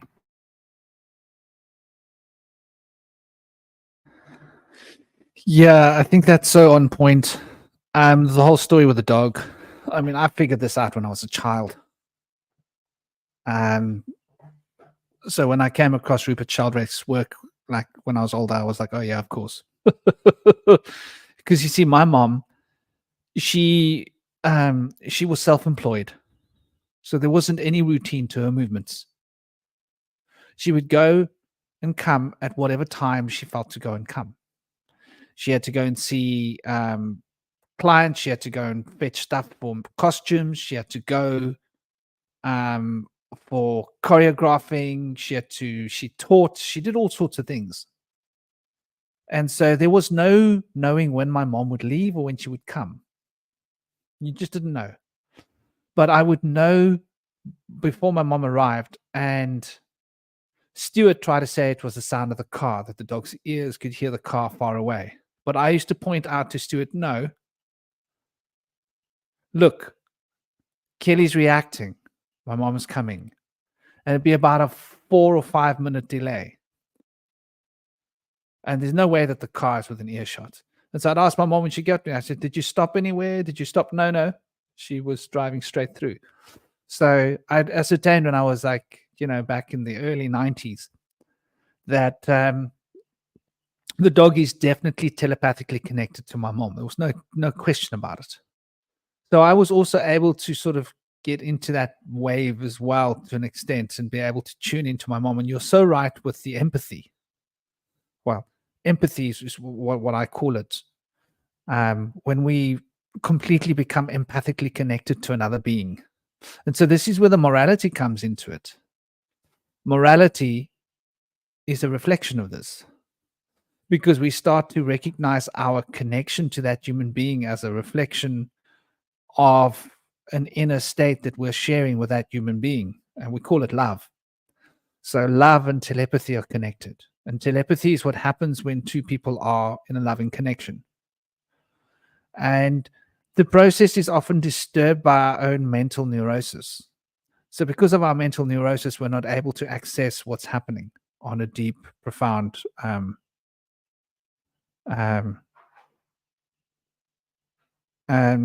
yeah, exactly, Mexico. That's exactly how it is. And it's like, I noticed with Kelly, it was about a 5 minutes, just about, where she would start to react. And then I'd know my mom was going to get there. I'd be waiting for her, and she's not there yet. She's waiting. And I'd be like, then I could like go off and I could sense where her car was. And I was like, okay, she's going to be a few minutes. And then she would get there at a later stage. But there's definitely this frequency of subspace connectivity. And I call it subspace because the harmonic DNA field, which is what Rupert Sheldrake is talking about, is he speaks about the morphic fields, and that the DNA are vibrating really, really fast. And that there are these, what is described as filaments coming off the DNA, but they're like the frequencies, the resonant field emanating from the DNA itself. And it's such a high, fast frequency of vibration that I believe it's got subspace channels programmed into it. And those subspace channels are quantum entangling with the DNA of you, or the person that you're connecting with telepathically. And so there's this resonant vibratory field of quantum entanglement between the tones of the DNA frequency tuning into another DNA frequency. And so this is how it seems to work. I've spent also a lot of time investigating this, how this works and why it works. And so it's interesting because it comes back to vibration. For me, everything seems to be related to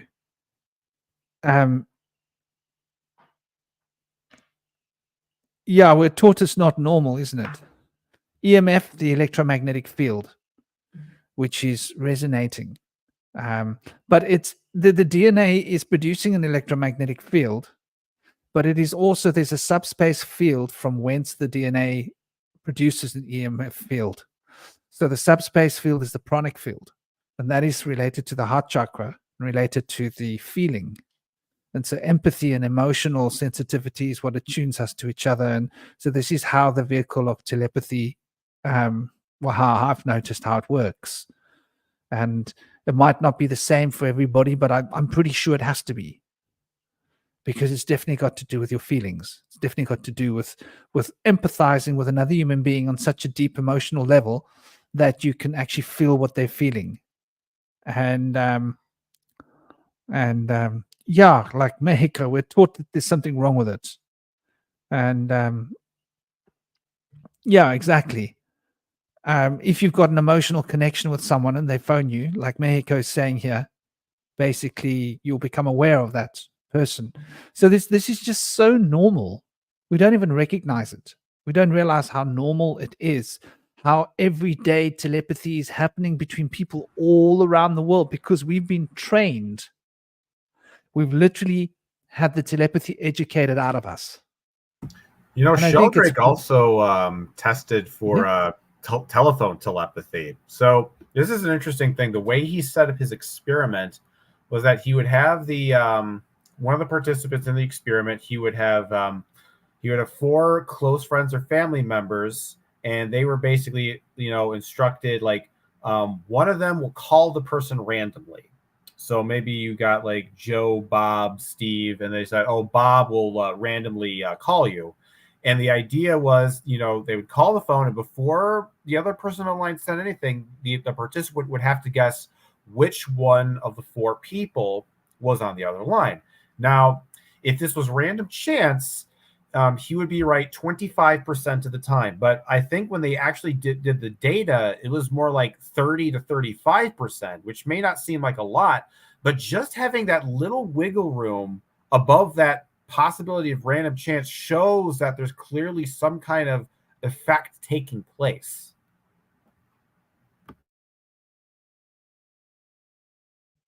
Yeah, exactly. I think science can definitely prove it, but there are certain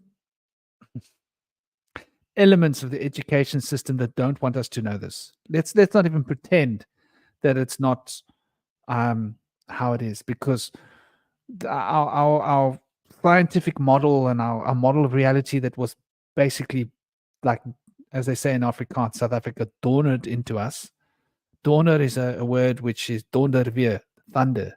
So it was literally thundered into us as kids, brutally. And Pink Floyd spoke all about it when he told those teachers to leave those kids alone, because they knew what was going on. The wall is basically a beautiful metaphor for what we're talking about here. How the stream of reality put us within this little space with a wall around us, and our reality is so limited, when actually science is very much able to prove that telepathy is a real thing very easily. And like you say, that 50% or that 10 or 15% margin is like, it's huge. It's actually huge when you think about it. From a layman might not recognize it very often, but if you really consider it, because we're talking about a consistent 10 to 15% increase, that says it all, right? There's definitely something going on. And yeah, they tell us that we're stuck in our bodies instead of our bodies are in us. You see, this is how the game has been played. They tell us we think in our heads instead of our head is in our thoughts. We're in our bodies instead of our bodies are in us. We are surrounding our bodies. When you start to think in that way, you get a very different paradigm of reality. When you think of you are the subtotality of everything, and your body is inside of you. And what Think the about it for a irony moment. is, Bush Whisperer, when you talk about all these ideas, is that a lot of them, like, originally started as Christian ideas used to strengthen and holster the idea of God and the soul. And as history progressed, it did the exact opposite. Yes, it's very interesting, isn't it? It's very interesting. Um, But I get a feeling that maybe we didn't think in that way originally. I think we thought in circular forms. Like we thought of time as not a line, but a circle, a cycle. We thought of our bodies as not being something that we are in, but that's maybe inside us. And so, sort of like food that you've eaten that then goes inside your body. And you're aware of this food moving through your system and then it leaves, right? And after it's left, then it's gone. But you're just taking the next food into your body. So those are like bodies. Our bodies are like the food that we eat traveling through our colon. And like the colon of consciousness is the experience, if we want to get right onto it. And so we speak of, cooperation, to be in co, between us. So colon, which is quite interesting if you start to look at these words, where the prefixes come from and what they actually mean. And lon, I think, has got old connections with Venus. So it has to do with like embodiment, sensation, and sound becoming manifest. This restriction to time and space. So meditation releases these restrictions. That's what meditation is. It frees us from these restrictions. And the ethics and the morality are a reflection of so here's what I believe. People that have true ethics and morality are more telepathic than people that don't. How's that for mind blow? Wow. Yeah. Because the empathy that it takes to develop true ethics and morality. I'm not talking about people acting for the crowds, because there's a lot of fakers out there, posers that will act for the crowds, right? But people that have real ethics and morality inside their hearts, and you can feel it in them and you can see it when you come across it. Like someone that goes to, like, that will do something for the homeless people without thinking about it, but without it needing to be a big deal. Or someone that will do something selfless, but they won't want anything back for themselves. They won't want any recognition or anything. Those silent people backstage doing like good things because they recognize this connection between themselves and that other human being. And they want that human being to feel good because then they feel good, right? Think about it. Telepathy. So when you want to make another human being feel good because you feel good, that's love, right? That's telepathy, because you don't feel that good because they don't feel that good. And you want to feel better, so you want to do something to make them feel better, so you feel better, so they feel better, so that there's a better feeling. That's what morality and ethics really is, a reflection of. But we've turned it into some sideshow circus, excuse my term, of word manipulations. What do you think, Connor, about ethics and morality seen in this vein? That's definitely how it's talked about in Buddhism. They say one takes up a noble way of life because they see that harm is undesirable. So as opposed to it being like preferences being aroused here or there, the idea is the harm that one causes to others, one loses the boundaries there and feels that that is harm to oneself. And there's also a kind of a developmental recognition of that, where it's like seeing how those tendencies that harm others also come back upon oneself naturally at the times when they're vulnerable. And that the sila, or the morality and virtue, is central to I guess the idea of taking up the noble life. It's not that it's not that one is supposed to have a vision of what they're seeking before they enter into that, but that they know that what they're seeking is necessarily requires them being righteous.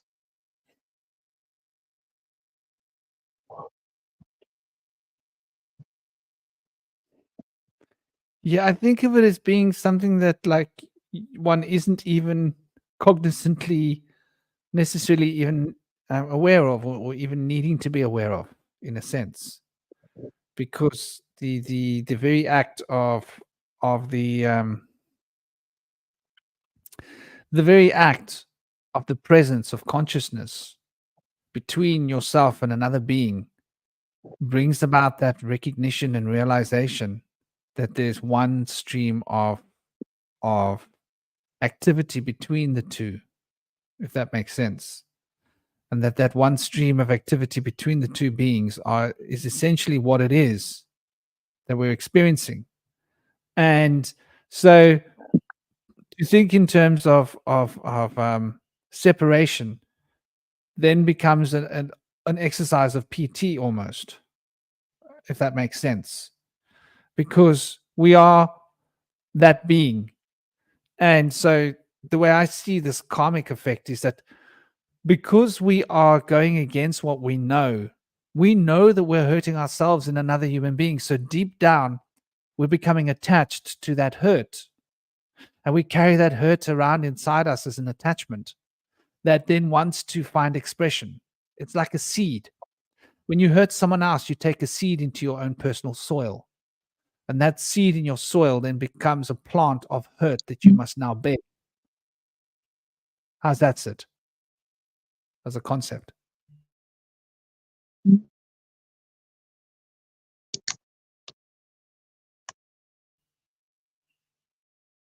Definitely something to think about.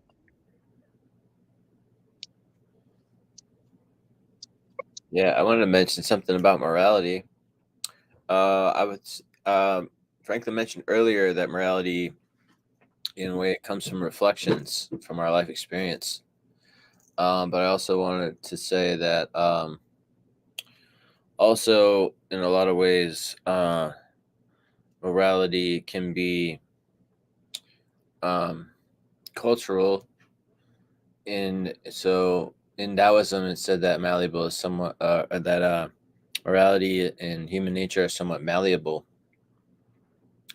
In that we become how we're taught. But there's a lot of credence to what was being said earlier about how we start to reflect on how there's inherently something wrong with doing harm to others that we feel. And we notice in times when we're vulnerable and it causes harm to us and things. That's very insightful wisdom. And so also it could be said that like we're all part of the same creation together of Mother Nature. And in Sheldrake's idea of panpsychism, the idea is that nature has a mind, and we're all part of that one mind together. So when we do harm to something else, we're really doing harm to a part of ourselves. And that's a philosophy that's very prevalent, I think, ubiquitously in different religions and spiritualities, that we're all a part of creation together. The Native Americans say that we're in the heart of God together. I like that. Yeah, there's a lot of similarities with that in the philosophy of dependent origination, in which all feeling, or it's all craving arises in dependence to all feeling. So for there to be like a being that is samsaric, there has to almost be like the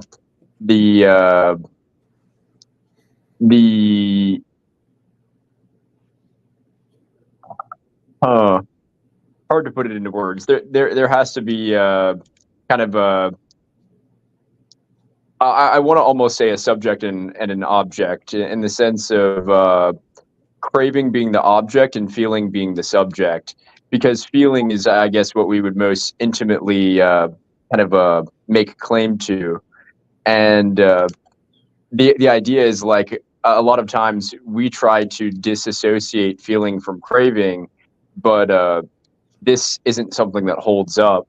And so we can actually find that that the two are like the feeling in its hidden aspect, it's like at the level of like the iceberg that's under the water, it is the craving. And through the insight generated in kind of a deep and subtle meditation, and also just through the insight of mindfulness, when you're seeing real life circumstances under a close microscope, the the craving is what one gets insight into. And this is kind of this closely ties into like the three aspects of existence. When we're observing craving, what we're seeing is something that's transitory, and something that is non-self, and something that is dissatisfactory. So it's not some enduring refuge that we can take up, but this is where it does lend itself to kind of like an apophatic method, where there's a self-revelation, and there doesn't have to be the annihilation of what we would call the psyche, or an annihilation of the spirit. I love the way you put that into a term. It's a beautiful way of looking at it, the object and the subject. And I would draw a further distinction between what you're calling craving, I'm calling desire. And I'm calling it desire for a reason, because to sire is to be a parent, and that's to manifest. So desire is what causes us to manifest reality. And the feeling is what drives the desire, and what is felt is the emotion. So I see the emotion as the story, the desire as the subject, the feeling as the subject, and the desire as the object that turns the story into a subjective version of an object that becomes manifest. I hope that makes sense. And that way we're putting into context the three worlds of the shaman, and Atzilut, Bria, Yetzirah, and Ishia of the Kabbalah. And so this obviously is going to relate to all the Vedic systems and other systems as well. The three spiritual domains as they become the fourth domain. And the manifestation that is a reflection of this process, which is rather beautiful to recognize this, because the whole act of meditation then becomes a process of going deeper in to the self, where we move beyond the desire, move beyond the feeling, move into the emotion. And people think of emotion as being in their hearts. I don't. I think of feeling as being in my heart, but I feel the emotions that are in my throat. Interesting concept. So when you get purely emotional, but you're not feeling it, but you're aware of the emotion and you're sensing the emotion, it's a lump in your throat. And when that emotion matures, it becomes a feeling in your heart. And when that feeling matures, it becomes a desire in your belly or in your loins. And then that will become a manifestation. Like you'll feel this in your gut, this real desire, or you'll feel it in your loins, in those lower regions, which is rather interesting. And I think it does also relate very much on a close level here, once again, to the entire spiritual path, because the spiritual path is really about finding the integrity, who we are. But who we are is often shaped by what we are feeling and what we are desiring, and how our desires shape our perspective, and how it shapes our actions and our choices and our words, whether we are being genuine or disingenuous. And well, exactly, Mexico, I think it's the emotions that get stuck in the throat. And when they don't get stuck in the throat, they become a feeling in the heart. And when they don't get stuck in the heart as a feeling, they become a desire. And when they don't become stuck in the desires, they become a manifestation. So this is the key to manifesting, is those emotions that become feelings, that become desires, that become objects.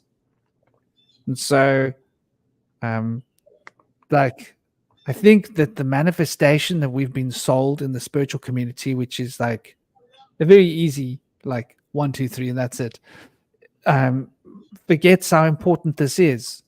Every emotion that we allow to take precedence in our awareness becomes a feeling, and that feeling will become a desire one way or another. And sometimes desires are negative. It might be a desire not for something to happen. There might be a desire not, or it might be a desire for. And when the desire becomes negative, we call it fear. And when the desire becomes positive, we call it joy. So I think there's this very powerful wheel that turns, that we can sort of recognize and you look at the Buddhist wheel, there's 4 aspects to it, isn't it? Yeah, the 4-pronged wheel. The 4 faces of Brahma facing in different directions. And the 4 aspects of, yes?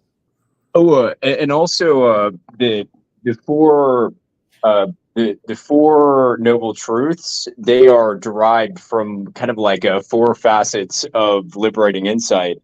So when one gains the realization of the 4 noble truths, it corresponds to the power which extinguishes the 5 defilements, the 5 hindrances, and that marks the attainment of kind of like supreme enlightenment, the cessation of craving and ignorance, and so even that insight is marked with the those 4 kind of aspects: the thing itself, suffering, or its causes, the causes of suffering, the suffering itself, and then the path leading to the cessation of suffering and the cessation of suffering. This is seen as a condensed thing. It's seen as something which shares one substance, and almost as the temporal development, maybe not necessarily temporal, but almost as a kind of beginning to end, viewing it from like outside of it, seeing the unfolding of the kind of path of insight from ignorance to enlightenment is a recognition of those facets, almost at an intuitive level.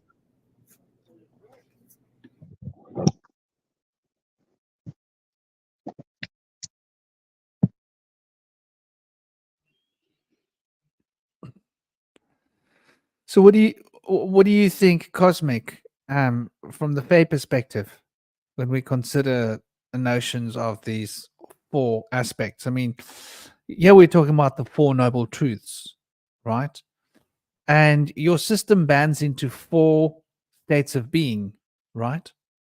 Yeah, there's the whole concept of the Viv Zerfax. That's the V Zerfax, which is as a symbol, it's like a 4-pointed flower, and there's like a circle in the center of that.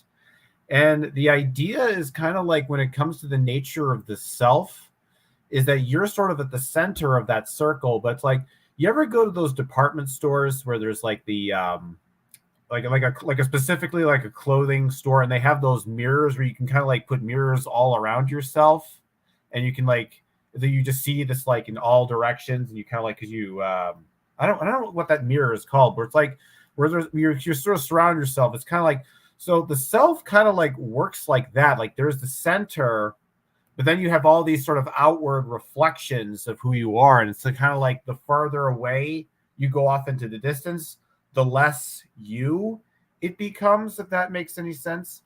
So I don't know where I was going with this, but the idea is that when it comes to the this idea of 4, I've realized what they essentially are is they're dimensional compass directions. Because if you think about, north, south, east, and west, I mean, obviously when you get to the higher dimensional level, you're beyond that sort of 3-dimensional sort of space sort of thing. But if you think about kind of thoughts in terms of like orientation, like what's interesting about reading the never-ending story and that the whole idea of the world of Fantastica, this kind of like this world created by thoughts and stories, is that the world doesn't have any kind of fixed geography. Basically the geography and where you go is based on what's going on, in your mind and what you're feeling at the moment. So, for example, the character Atriu has to go on a quest to find a cure for the childlike empress, and because he's been, looking around, he becomes hopeless. He then finds himself in the swamps of sadness, and that sadness is sort of is like that landscape in a way is generated by his own, his doubts, his worries, his sense of hopelessness, and I don't know where I was going with this particular tangent, but that's the idea, is that with this number of 4, there's certain directions you can take. You can go sort of north towards interconnectivity, or you can go south towards separation, or you can go east and west, which is maybe sort of more like mundane versus more magical. And by understanding those 4 different directions, you can start to like map out the outer universe around you. And I think also when it comes to morality, I was just kind of thinking today, it's like, we always say that we choose our belief systems, but I'm honestly at a thought like, what if we don't really choose our belief system? It's kind of like in the sense that you don't really choose to enjoy certain foods. You may kind of like develop a particular taste for something, but there's certain things where it's just like, oh, I know this tastes good and I know this tastes bad. Like, maybe some people, don't like mushrooms. I like mushrooms quite a bit. And, but it's not like I said, oh, I'm going to specifically choose to like mushrooms. It's just, you just so happen to like mushrooms. Then maybe that's kind of how it is with belief systems. Maybe just some people are just, they're more towards monotheism, some more towards polytheism, some more towards transcendental, some towards more skeptical, because in a way it's like, each belief system like has a different function in terms of maintaining this universal mind. So you have the kind of the like the magical people in the world, they kind of maintain the sort of the life force of the universal mind. But then the skeptics, they have a role too, because it's like oftentimes there are ideas that are bad, that are garbage, they're toxic for the universal mind. So the skeptical part of the human collective consciousness acts as a kind of immune system to prevent the rest of the collective mind from getting an infectious disease. So, and I think when you start to understand that different people sort of have different roles depending on what they believe in, you're able to sort of develop more of like patience with them, because there's not this sense of, oh, this person's believing the incorrect belief system and I need to change them. And when we kind of approach things from that, where it's like, I need to change this person to make them aligned with the sort of the structure in general, you then start to be maybe more impatient. You're more forceful in your actions because you feel like, God damn it, you gotta believe in the way I think. But I'm starting to realize that to a certain extent, people are going to be, some people are going to be drawn towards the mundane and some people are going to be drawn towards the magical. And that maybe this is by design, and that it's like almost like there's different types of souls, different types of consciousnesses that maintain the overall larger structure of the universe.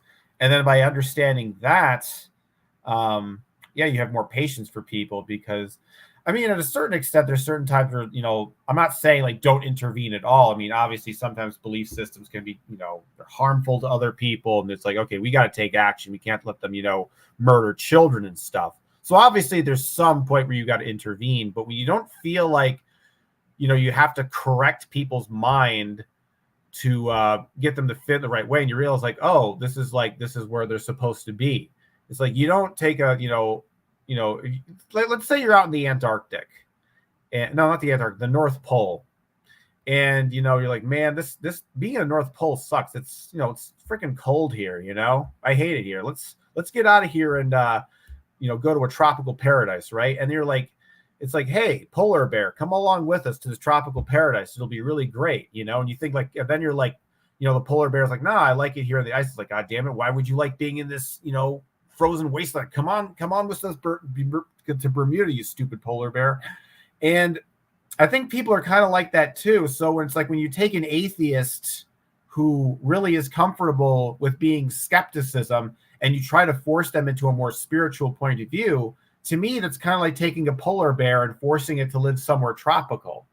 Because in a lot of ways, even though we may see that, the skeptical point of view is wrong and that it doesn't really reflect the whole universal truth, it's partially true. And that partial truth happens to be very crucial and important in maintaining the sort of the grounded structure of our world. So I think by having that multidimensional meta perspective and realizing that there's all these different complex facets that make reality work the way it does, I think it allows you to have a bit more patience for it, because then there's also the realization too that there's also a lot of aspects to the structure of the human collective mind that we don't fully understand yet, and we should just sort of be open and learn and observe what we're seeing.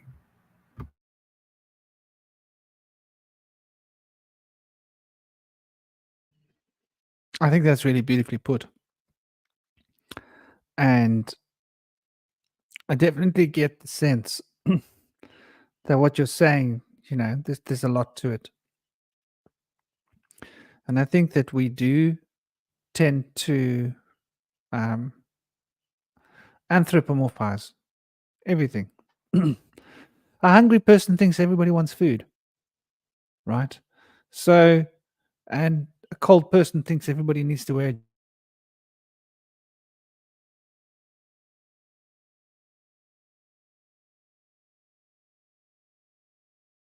I think we lost a shaman.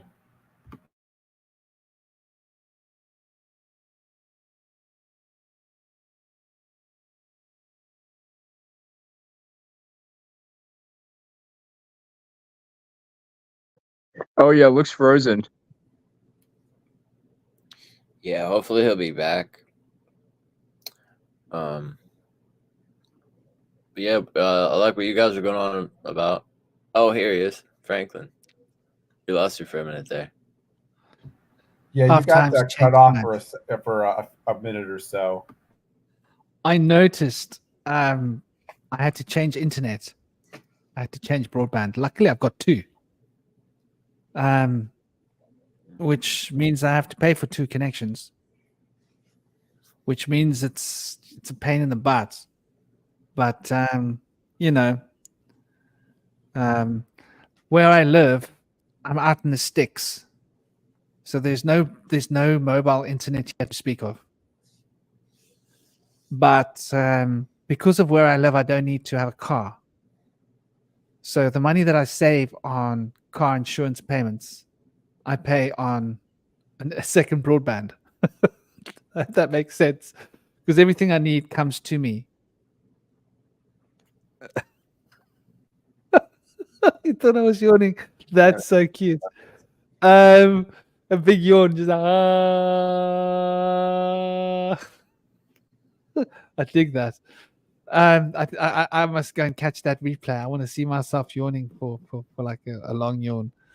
But yeah, so like I've got two internet connections. But so where was I? I think Yes. the dress of the shaman. Sorry, what was that? The dress of the shaman, they wear different garments. I thought that's what you were talking about. I don't know. It wasn't what I was talking about. Yeah, okay. But that's an interesting point for wearing a different state of mind, like magical. That's a form of invocation, I suppose. I never really considered that that's a form of invocation, but it is, because you're invoking a different state of mind. But what I was responding to was what Cosmic had said, which was about the way in which we relate to each other, and these different philosophies and different ideologies, the way in which they bump against each other, if that's a good way of putting it. But I'm sort of looking at that, and I'm looking at like a lot of the terms that he used.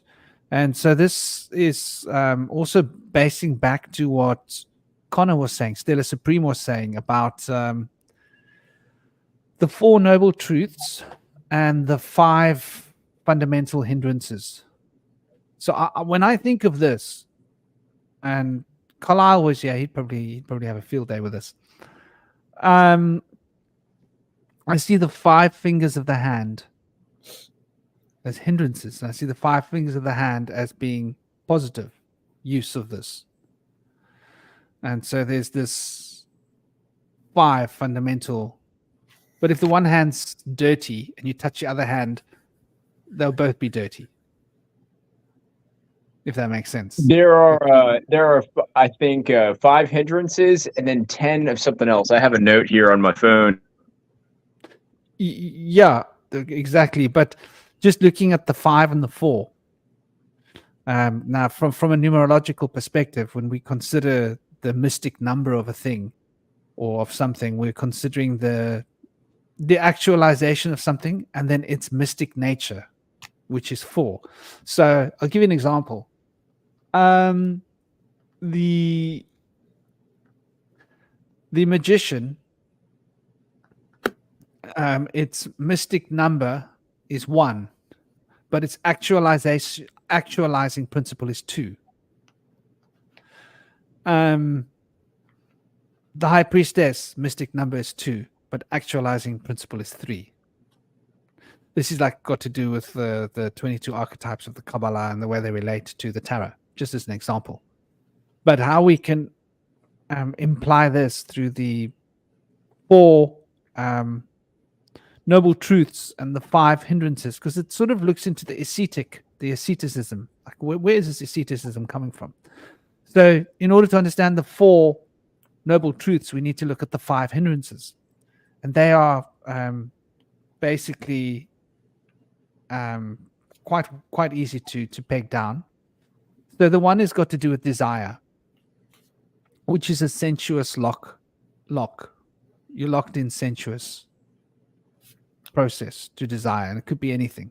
Sensual doesn't mean just sexual. I mean sense objects. Desire for food, desire for money, desire for sex, desire for whatever. The other one has got to do with the use of the will. Another hindrance is the use of the will, because the will produces a cause and effect. So when the will is negative, when the will is not being used in a positive way, there's a serious hindrance produced by it. The other one is written up as sloth and torpor, which just basically to me represents immobility, being stuck.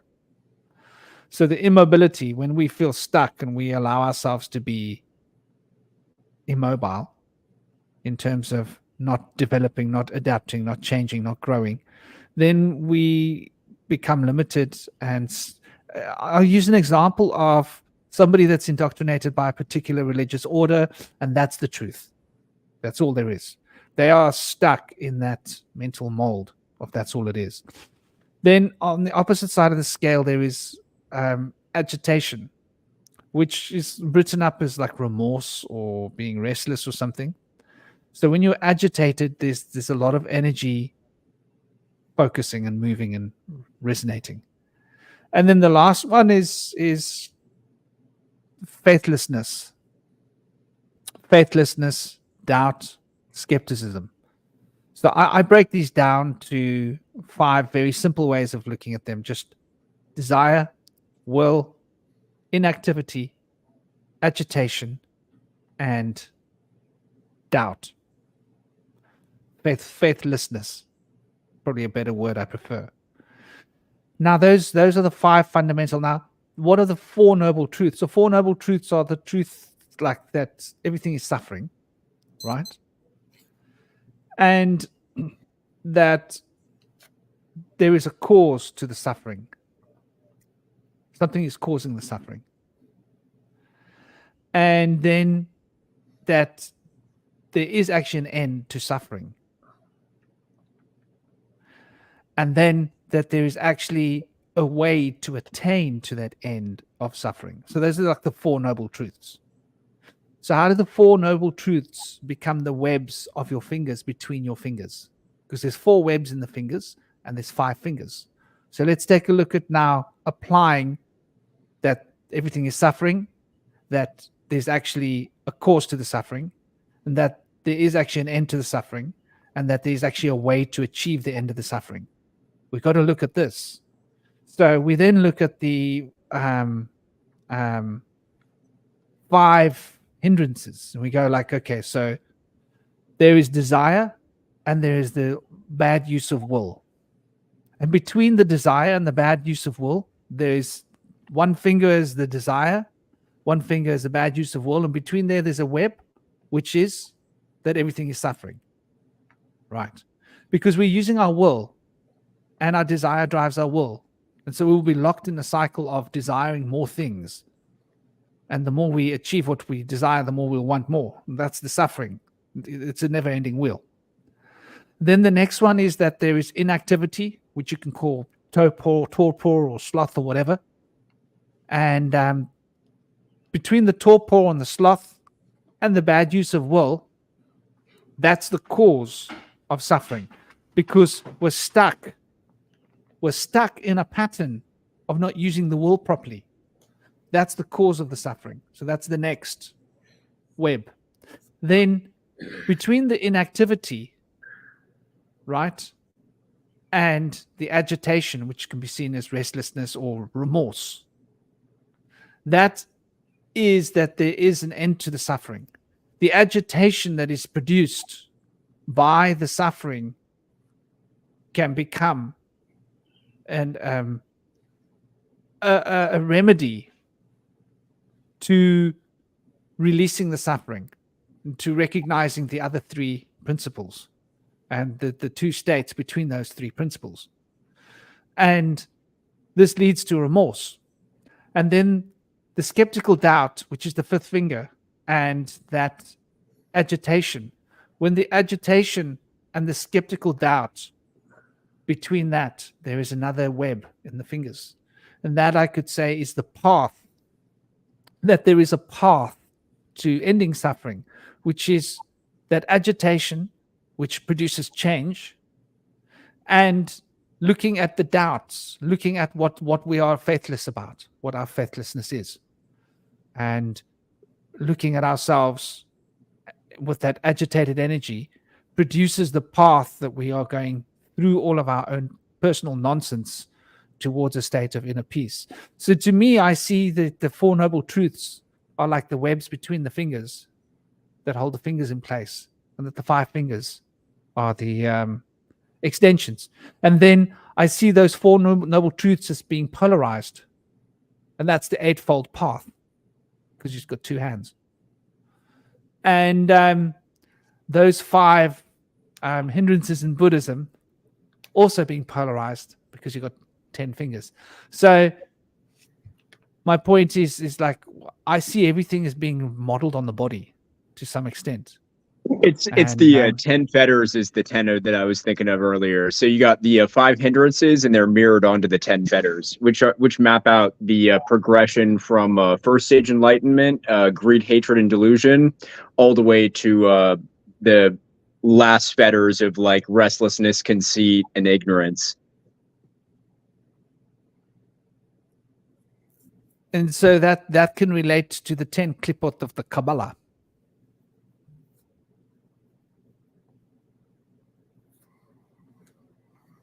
Which are the negative powers.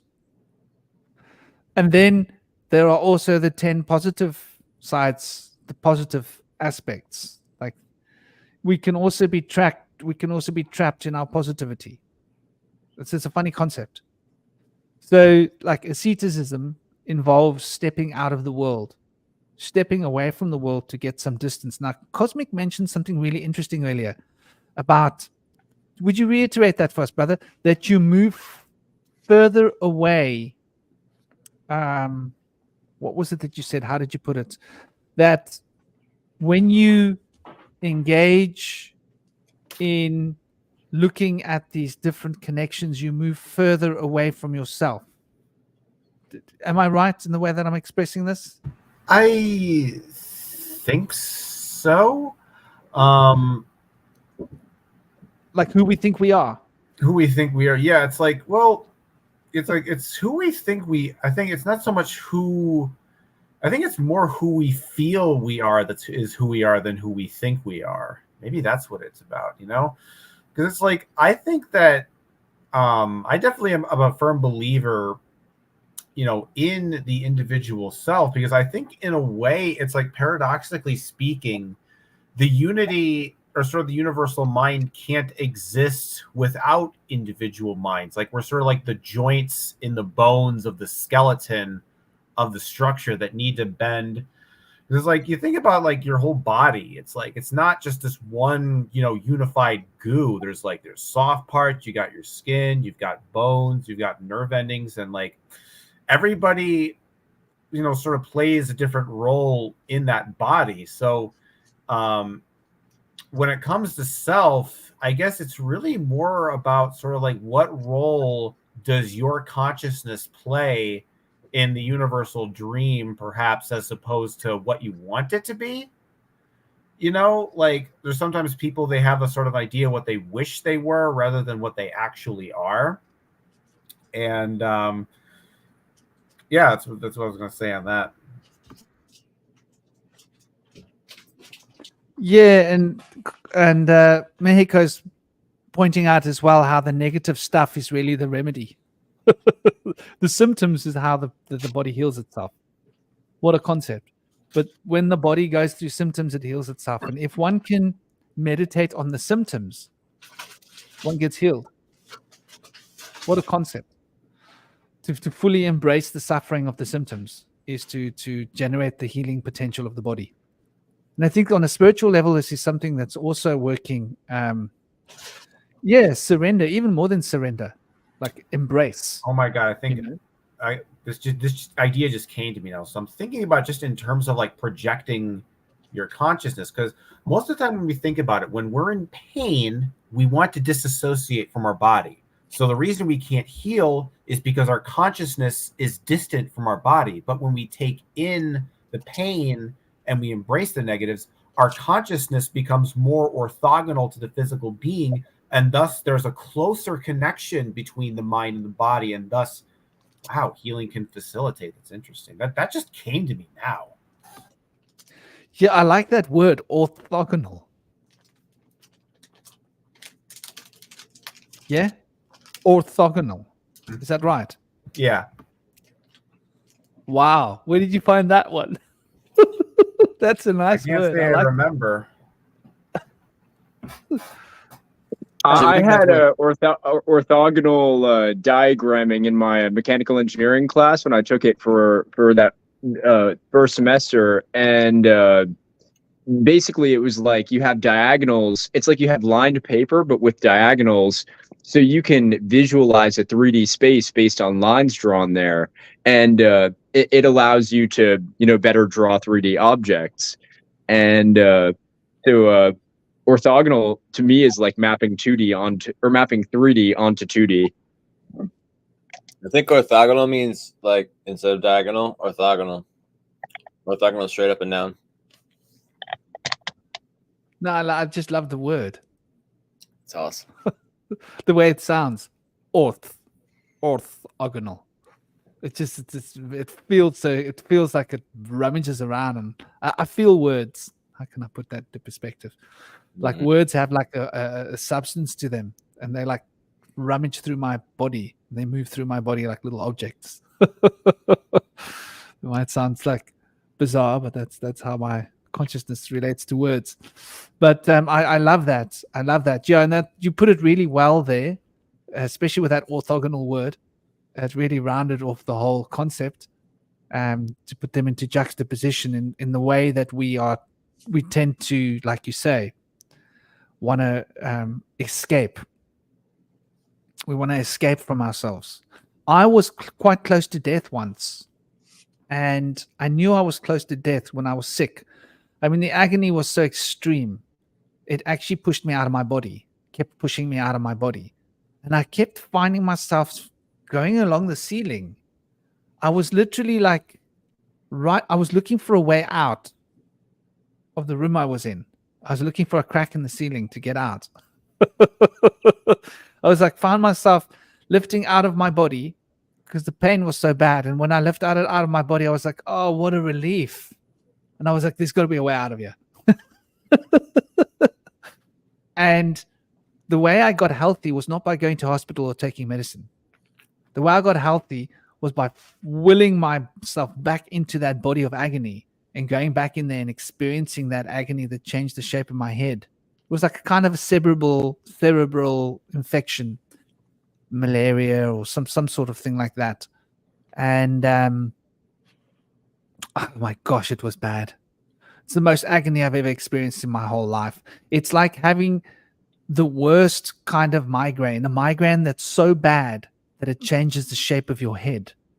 And it's not subjective. My wife could see it too. And ever since then, these two nodes came out in the front of my head above my eyes. They were more pronounced after that. So literally, my head felt like it was cracking. My brain was expanding so much. It was swelling up. And it was swelling up in my head that my bones were being forced apart mechanically by the brain's pressure on the bones. Can you imagine the agony? Mm. So it's like way past the point of a migraine, but it just never ever stopped. And of course, what came with it was thirst, because I couldn't drink water. So I had to calculate every sip. I had to manage every sip of agony, dying of thirst. I'm so thirsty. All I want to do is drink water. But if I dare to drink water, I puke. And if I puke, I lose the fluids that I took in. And I lose more fluids and I dehydrate further. And I was so badly dehydrated that I was close to death. And I kept leaving my body unwillingly. I didn't want to leave my body. I was being kicked out of my body by the agony. And I actually had to concentrate on going back into my body and facing that pain and deciding. I was able to think more clearly when I was out of my body. And I came up with a strategy. I was like, okay, you've got a clock next to you on the bed, next to your bed. So you will look at your clock and you will be allowing yourself a sip every so far, so that one glass of water goes into your body in about 45 minutes. Small little glass of water, 200 ml an hour. And it's 50, just to give you insight, it's 56 degrees in the shade, right? It's Rajasthan. It's Jodhpur, middle of summer. And so I would normally be drinking about 4 liters of water a day, but I couldn't. So I had to literally force myself to drink. It became a powerful meditation that I didn't have a choice. It was 8 days I didn't eat and I didn't drink water. And the only water I could drink was like that 200 mils of water over like close to about an hour. And I had to time the sips. I'd take one sip and put it down, and I got to wait like 3-4 minutes, 5 minutes, then I can drink another few little sips and put it down. So I couldn't take in enough water for my stomach to recognize that I'm taking water. Otherwise, I would puke. So I had to roll the sip and put the sip in my mouth and slowly allow it to dribble down my throat, tricking my stomach into not knowing that I'm getting water into my body. And so I had to drink water like that. And I was only able to drink about 800 milliliters a day. But I was sweating that much because it's 56 degrees in the shade. And you should be drinking 4.5 liters of water in that temperature normally. So I just survived with this extreme thirst. I can never ever put it into words. It was like the most grueling agony of my life. And this feeling of my like, I kept saying to my ex-wife, was like, is my skull breaking open? Like, because it felt like my skull was cracking open. And I kept feeling like my skull was broken. And she was like, no, it's not broken. But it's like she could see that my whole head was swollen. And for 8 days, I couldn't drink water. I couldn't eat. And then it broke. And I was so relieved, like, oh my gosh. But I kept being kicked out of my body. And I had to, the secret was to force myself into my body and face that pain. Because I knew that I was going to die. I knew I was close to death if I didn't fight. And so I used all of my meditative experience to resolve this pain and actually come to terms with the pain, accept it, and embrace it as this is my reality. And when I did, it worked its way out of my system. And my body kicked whatever that cerebral infection was out of my system. And it was just an 8-day fast. What a concept, huh? So I think that like there's definitely something to be said about what Cosmic's saying here, because like I that must be the most painful experience that there is in the world. Like I cannot imagine anything being more painful, because it's not just physical pain, it's thirst as well. And it's just continuous. And all you want to do is drink that water, but you can't. You got to count the minutes. And so that clock next to me became my lifeline, so that I knew when I was allowed to drink.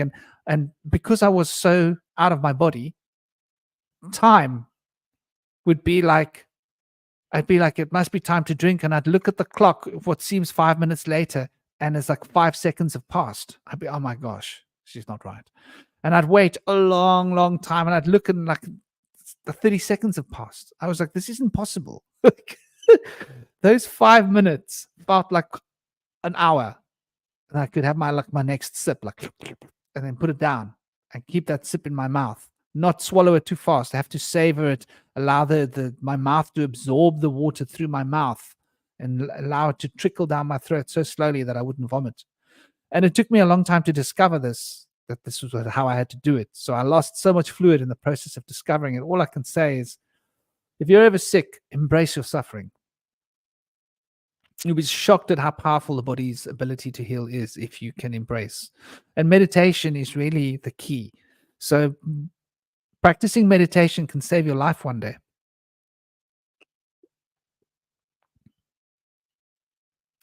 That's what I learned. So what do you guys think about asceticism? Is it good or is it bad? Is it right or is it wrong? Is it healthy or is it a detainment? You know, in some way, I kind of feel like asceticism is just another form of hedonism. Because if you really think about asceticism and hedonism, they're both essentially towards the same goal, which is like a kind of bliss. The only difference is that asceticism is more of like a kind of like, it's like a hedonism through sensory deprivation. Instead of indulging the senses, you sort of like deprive the senses and dissociate them, and you kind of like. But if you think about it on a deeper level, it's all about like whether the goal of or the path of one over the other is right or wrong or successful or not. The direction is still towards that bliss and peace, whether you're meditating and like not indulging anything, or the opposite, you're just having tons of sex, eating tons of opulent foods, sex, drugs, rock and roll, whatever. But you're both going for that bliss. Like that's what you're sort of aiming towards. So I think in a way, like my thing, like I just practice moderation. Like I just go like, because I think in a lot of ways you need both. You need some semblance of control, but at the same time, it's like, you know what? I like enjoying things. I like, I like maybe having like a small thing of ice cream once in a while, or looking at a sunset, or, watching a movie or something like that, So I think it's important to kind of like, because I think when it comes to hedonism or just or asceticism and that sort of dynamic, I think that, like I mentioned before, like the body is like an animal in a sense. It has its own mind. And I think the reason that we have such a difficult relationship with because we neglect our body, we neglect our sexual urges. It's kind of like if you take a dog and you starve that dog is going to become incredibly aggressive. It's going to be mean. It's going to try to bite you. It's going to try to eat you. But if that dog is, well fed, it's going to be docile and kind. It's going to let you pet you. But at the same time, if you, give that dog too much food, it's going to get, fat and bloated. And it's going to sit around. So I think that in a lot of ways, my practice is all kind of like, I don't know, maybe a kind of like a more mindful hedonism in the sense that you try to understand, because I think when it comes to like pleasure and stuff, we obviously have certain, desires that are delusional, and they're not, they're counterproductive. But I find that in a lot of ways, those kind of delusional desires are covering up, real needs. And we just go through those delusional desires because they're sort of a quicker access point to that that dopamine hit. But I feel like in a lot of ways, instead of kind of like denying your urges, you sort of sit with them and you try to really understand what it is you actually need. Like, what is the thing that's actually, what is the actual need instead of the sort of the selfish desire that kind of sits on top. And I think by kind of like observing that, you're able to gain a lot of insight about yourself, as opposed to just kind of like, oh, well, let's ignore the lust, let's ignore this, and just kind of like, just pray our mantras, do our little Christian hymn and just pretend it's not happening. But if you can kind of learn to make peace with that more primordial part of yourself, I don't think it'll bother you as much, for a piece of candy, all the time. If you at least keep the thing well fed and well tuned, the animal within becomes docile. Whereas if you neglect the animal, then the desires become, way more extreme. It's kind of like, how sometimes you have these stories about these people who are like these Christian pastors, but then they're caught in some kind of like sex scandal, or it's like, they're caught like smoking meth with a prostitute or something like that. It's because they've taken that side and they neglected it. And because they neglected it, it's kind of like it's festered, it's grown claws and fangs, and it's become like, it becomes like a terrifying demon. Whereas if you take care of that thing in moderation, it then becomes docile. So I think of hedonism in that context, where it's not so much that you're overly indulging your senses, but you're basically, giving that animal part of your being just enough sustenance so that it doesn't try to like, overwhelm the faculties of the higher self, so that there's a balance between the two. And then the two aren't like in opposition with one another. There's not this sense of like, oh, I need to be, totally pure and totally pure. So, you're just kind of like, you're having a dialogue between the sort of the higher and lower self. And then you're kind of able to kind of find a compromise that works best for both parties.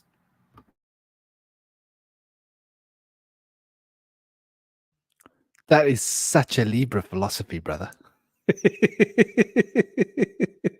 It's I am a so Libra. yeah. That is so Libra. The whole balance perspective, because that's like really what the scales represent. The cardinal air. Air is really about what balances between fire and water, and so air is really that balancing, and in its cardinal form, it's really where when you look at, like, for example, cardinal fire, Aries. Now, Aries is the opposite of that. Isn't that interesting? Well, not the opposite. That's not quite the right, but very different. Very different. I suppose the cardinal fire would be cardinal water. Cancer would be the opposite of that, if you want to be specific. But Aries is very different to it. I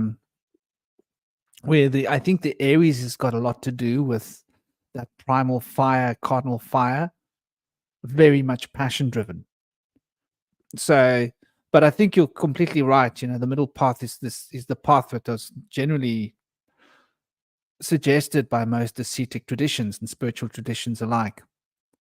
So what about you? What about you, dear Connor? You're Aries, aren't you? Am I right? And you've got I the am an Aries. Aries. But and I wasn't even thinking of astrology, but I think that was spot on. That was a very Libra philosophy. And I've got to say, like, my first impression was that it very much rang as the middle path. I think the idea of pure sense restraint, with that in and of itself as the goal, is a short-sighted effort in and of itself. It's an effort to get it done with now, and to withhold. It's kind of a way of withholding patience. So yeah, I liked the way you put that, Cosmic. Yeah. And then we've got a Virgo take here as well, the mercurial element to it, but the fixed earthy mercurial. Look at this, the studious look. I always find Virgos to be very studious. They always do their homework. You know what I mean? like double check the information, make sure that it's like on point. So what would you think between on these two polarities, or the polarities of ascetic hedonism? I mean, I think that it can become, I think what it is that it has become hedonistic, possibly in the way that it's been approached. But what are your feelings? It's an indirectly hedonistic practice, I would say. Yeah, by seeking pleasure from, I think what they strive to achieve is somewhat of a state of delirium from like food deprivation, maybe sleep deprivation, dehydration. And then they have kind of a closer opening to the portal of talking to God, to the higher dimension, the goddess, what have you, spirit, whatever you call it. I think they have a better capability to go into a trance-like state and be able to have some kind of an experience. And so in that sense, yeah, I would say it is. And I really liked your discussion also, Cosmic, about the thing, the conversation between the higher and the lower self, coming out to an understanding. It's a very kind of Freudian approach, like the id and the superego kind of battling it out, and then the ego choosing between the two. But yeah, I like that idea. I kind of envisioned the angel and the devil on the shoulder, kind of hashing it out to each other. You know, that's always a good one. And you know, we always see something to that. We got our kind of primal urges that have to be reasoned with for what we should really do to make a sound decision. Yeah, I like that too. The shoulders, you know. On the one side you've got the past, and the other side you've got the future. What you can get and what you've lost. You know, I don't know. But and what you've gained and what you could lose. And so that they represent fear and his like desire, and the results on the one side, which is rather interesting because the time is a lateral perspective when we consider it in this fashion. The wheel of time is put into a lateral circle. But back on the hedonist path and the path of asceticism, I think that there's definitely something of that to it. But I think as well, it's also possibly the fastest path at the same time. Sort of like the fastest path to getting your showdown in karate or high grade or whatever in martial arts is to train every day for 2 hours a day, right? Or 3 hours a day. And if you did that, you'd have a very fast track towards your showdown or your high grade. So it's sort of like that. I think it's like full on hard. It's the hard roll. It's the hard way. You know, somebody that wants to get really physically strong, they're not just going to train twice a week. They're going to train every day, and they're going to train different muscle groups. For example, if sports or whatever, like the difference between doing running because you like running or doing running because you want to win an Olympic gold. Yeah. Like you're going to train in a different way and the outcome is going to be different. And you're going to get much more traction with the really throwing yourself in the deep end. But there is a hedonistic element to it, which is interesting, you know. Although with the asceticism, like you say, it involves sending yourself into outer space fast. But that also accelerates the suffering to make the suffering greater, which is why I think very often the ascetics fall because they push themselves too hard. I think that's the key. I mean, I've done the ascetic thing myself, so I've got the experience of that, and it's quite hard. But like you say, there's a lot of there's a lot of that in it. But it gets to the point where it becomes really hard work, because it's like easy to do it for a while, but when you're doing it for like long term, you know, you notice you got to push harder, and the harder you push, you notice you got to push harder, and you just got to keep pushing harder than you were before, until you like literally running out of hours in the day to do what you want to do to achieve your goals. But there's definitely something to be said about the ascetic path, I think, as a real fast track towards getting to the goal. Though cosmic's balance is the safe way. The Libra path is the safe way. Here's an interesting thing with astrology. Libra sits the furthest from the sun in the arc, right? So it's sort of the sign which is furthest from the sun. So it's got the most perspective on life force, which is why balance is you know, a very powerful tool to use. And I think one needs to be practicing very intense balance if one goes on the ascetic path. That Libra energy has got to be kept in check. So one does need to, you know, allow oneself. So if you're going to be an ascetic, for example, right, you can't just not eat. You got to actually allow yourself to eat the food that you enjoy once in a while. You can't be like, I'm never going to eat this stuff, I'm only going to eat simple food.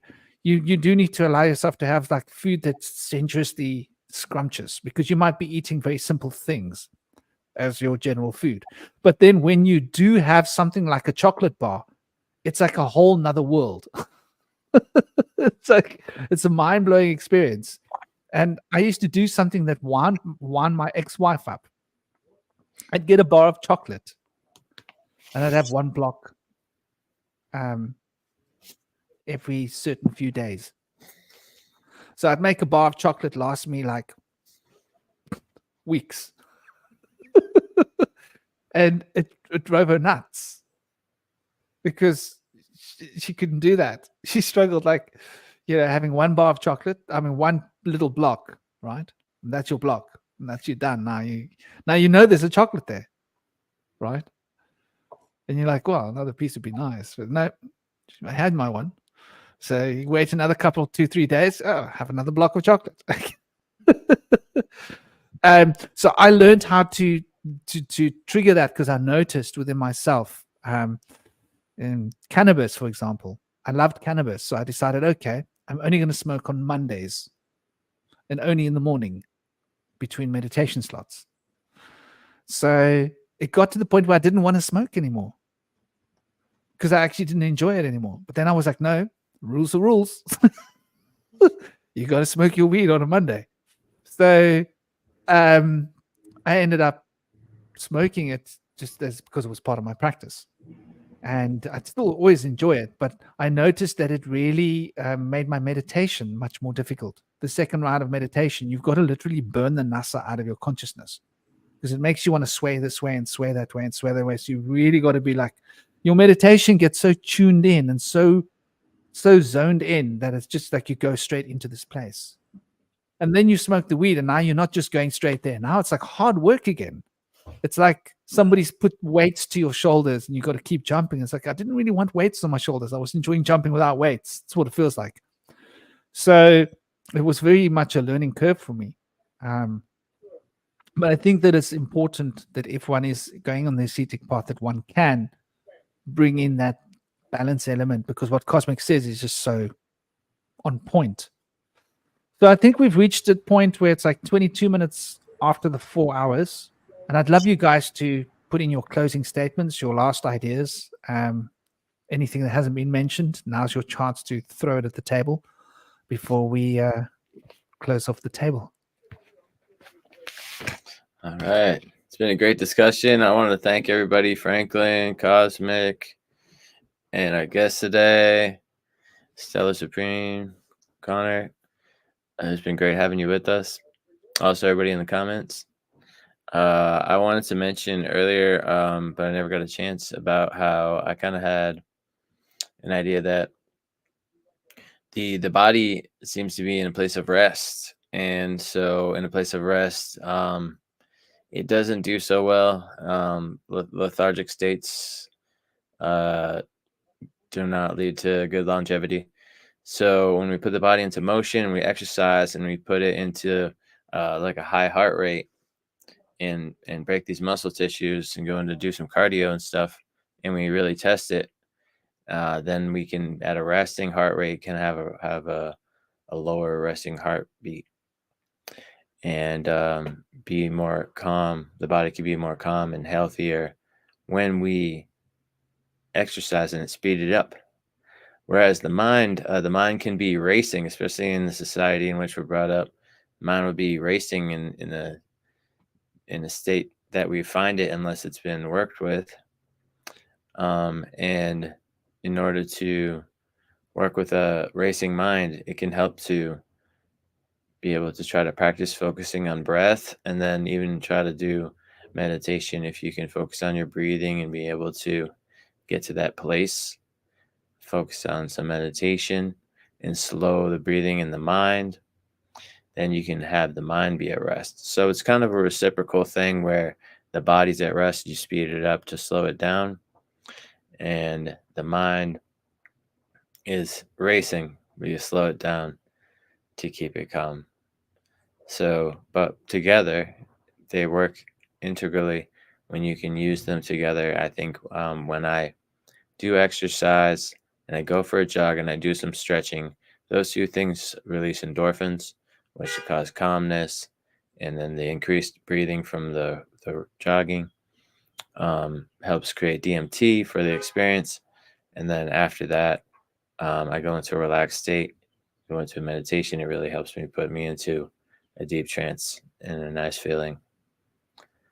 And I'm highly aware of my surroundings. It's very nice. So I'd recommend doing something like that in nature sometime. It's really fun. And thanks, everybody. I don't really have much else to say. Just a thank you, as always, to Bush Whisper, Indie Sage, and nice seeing Connor back here in the rounds. And thank you to chat. Always fun being here.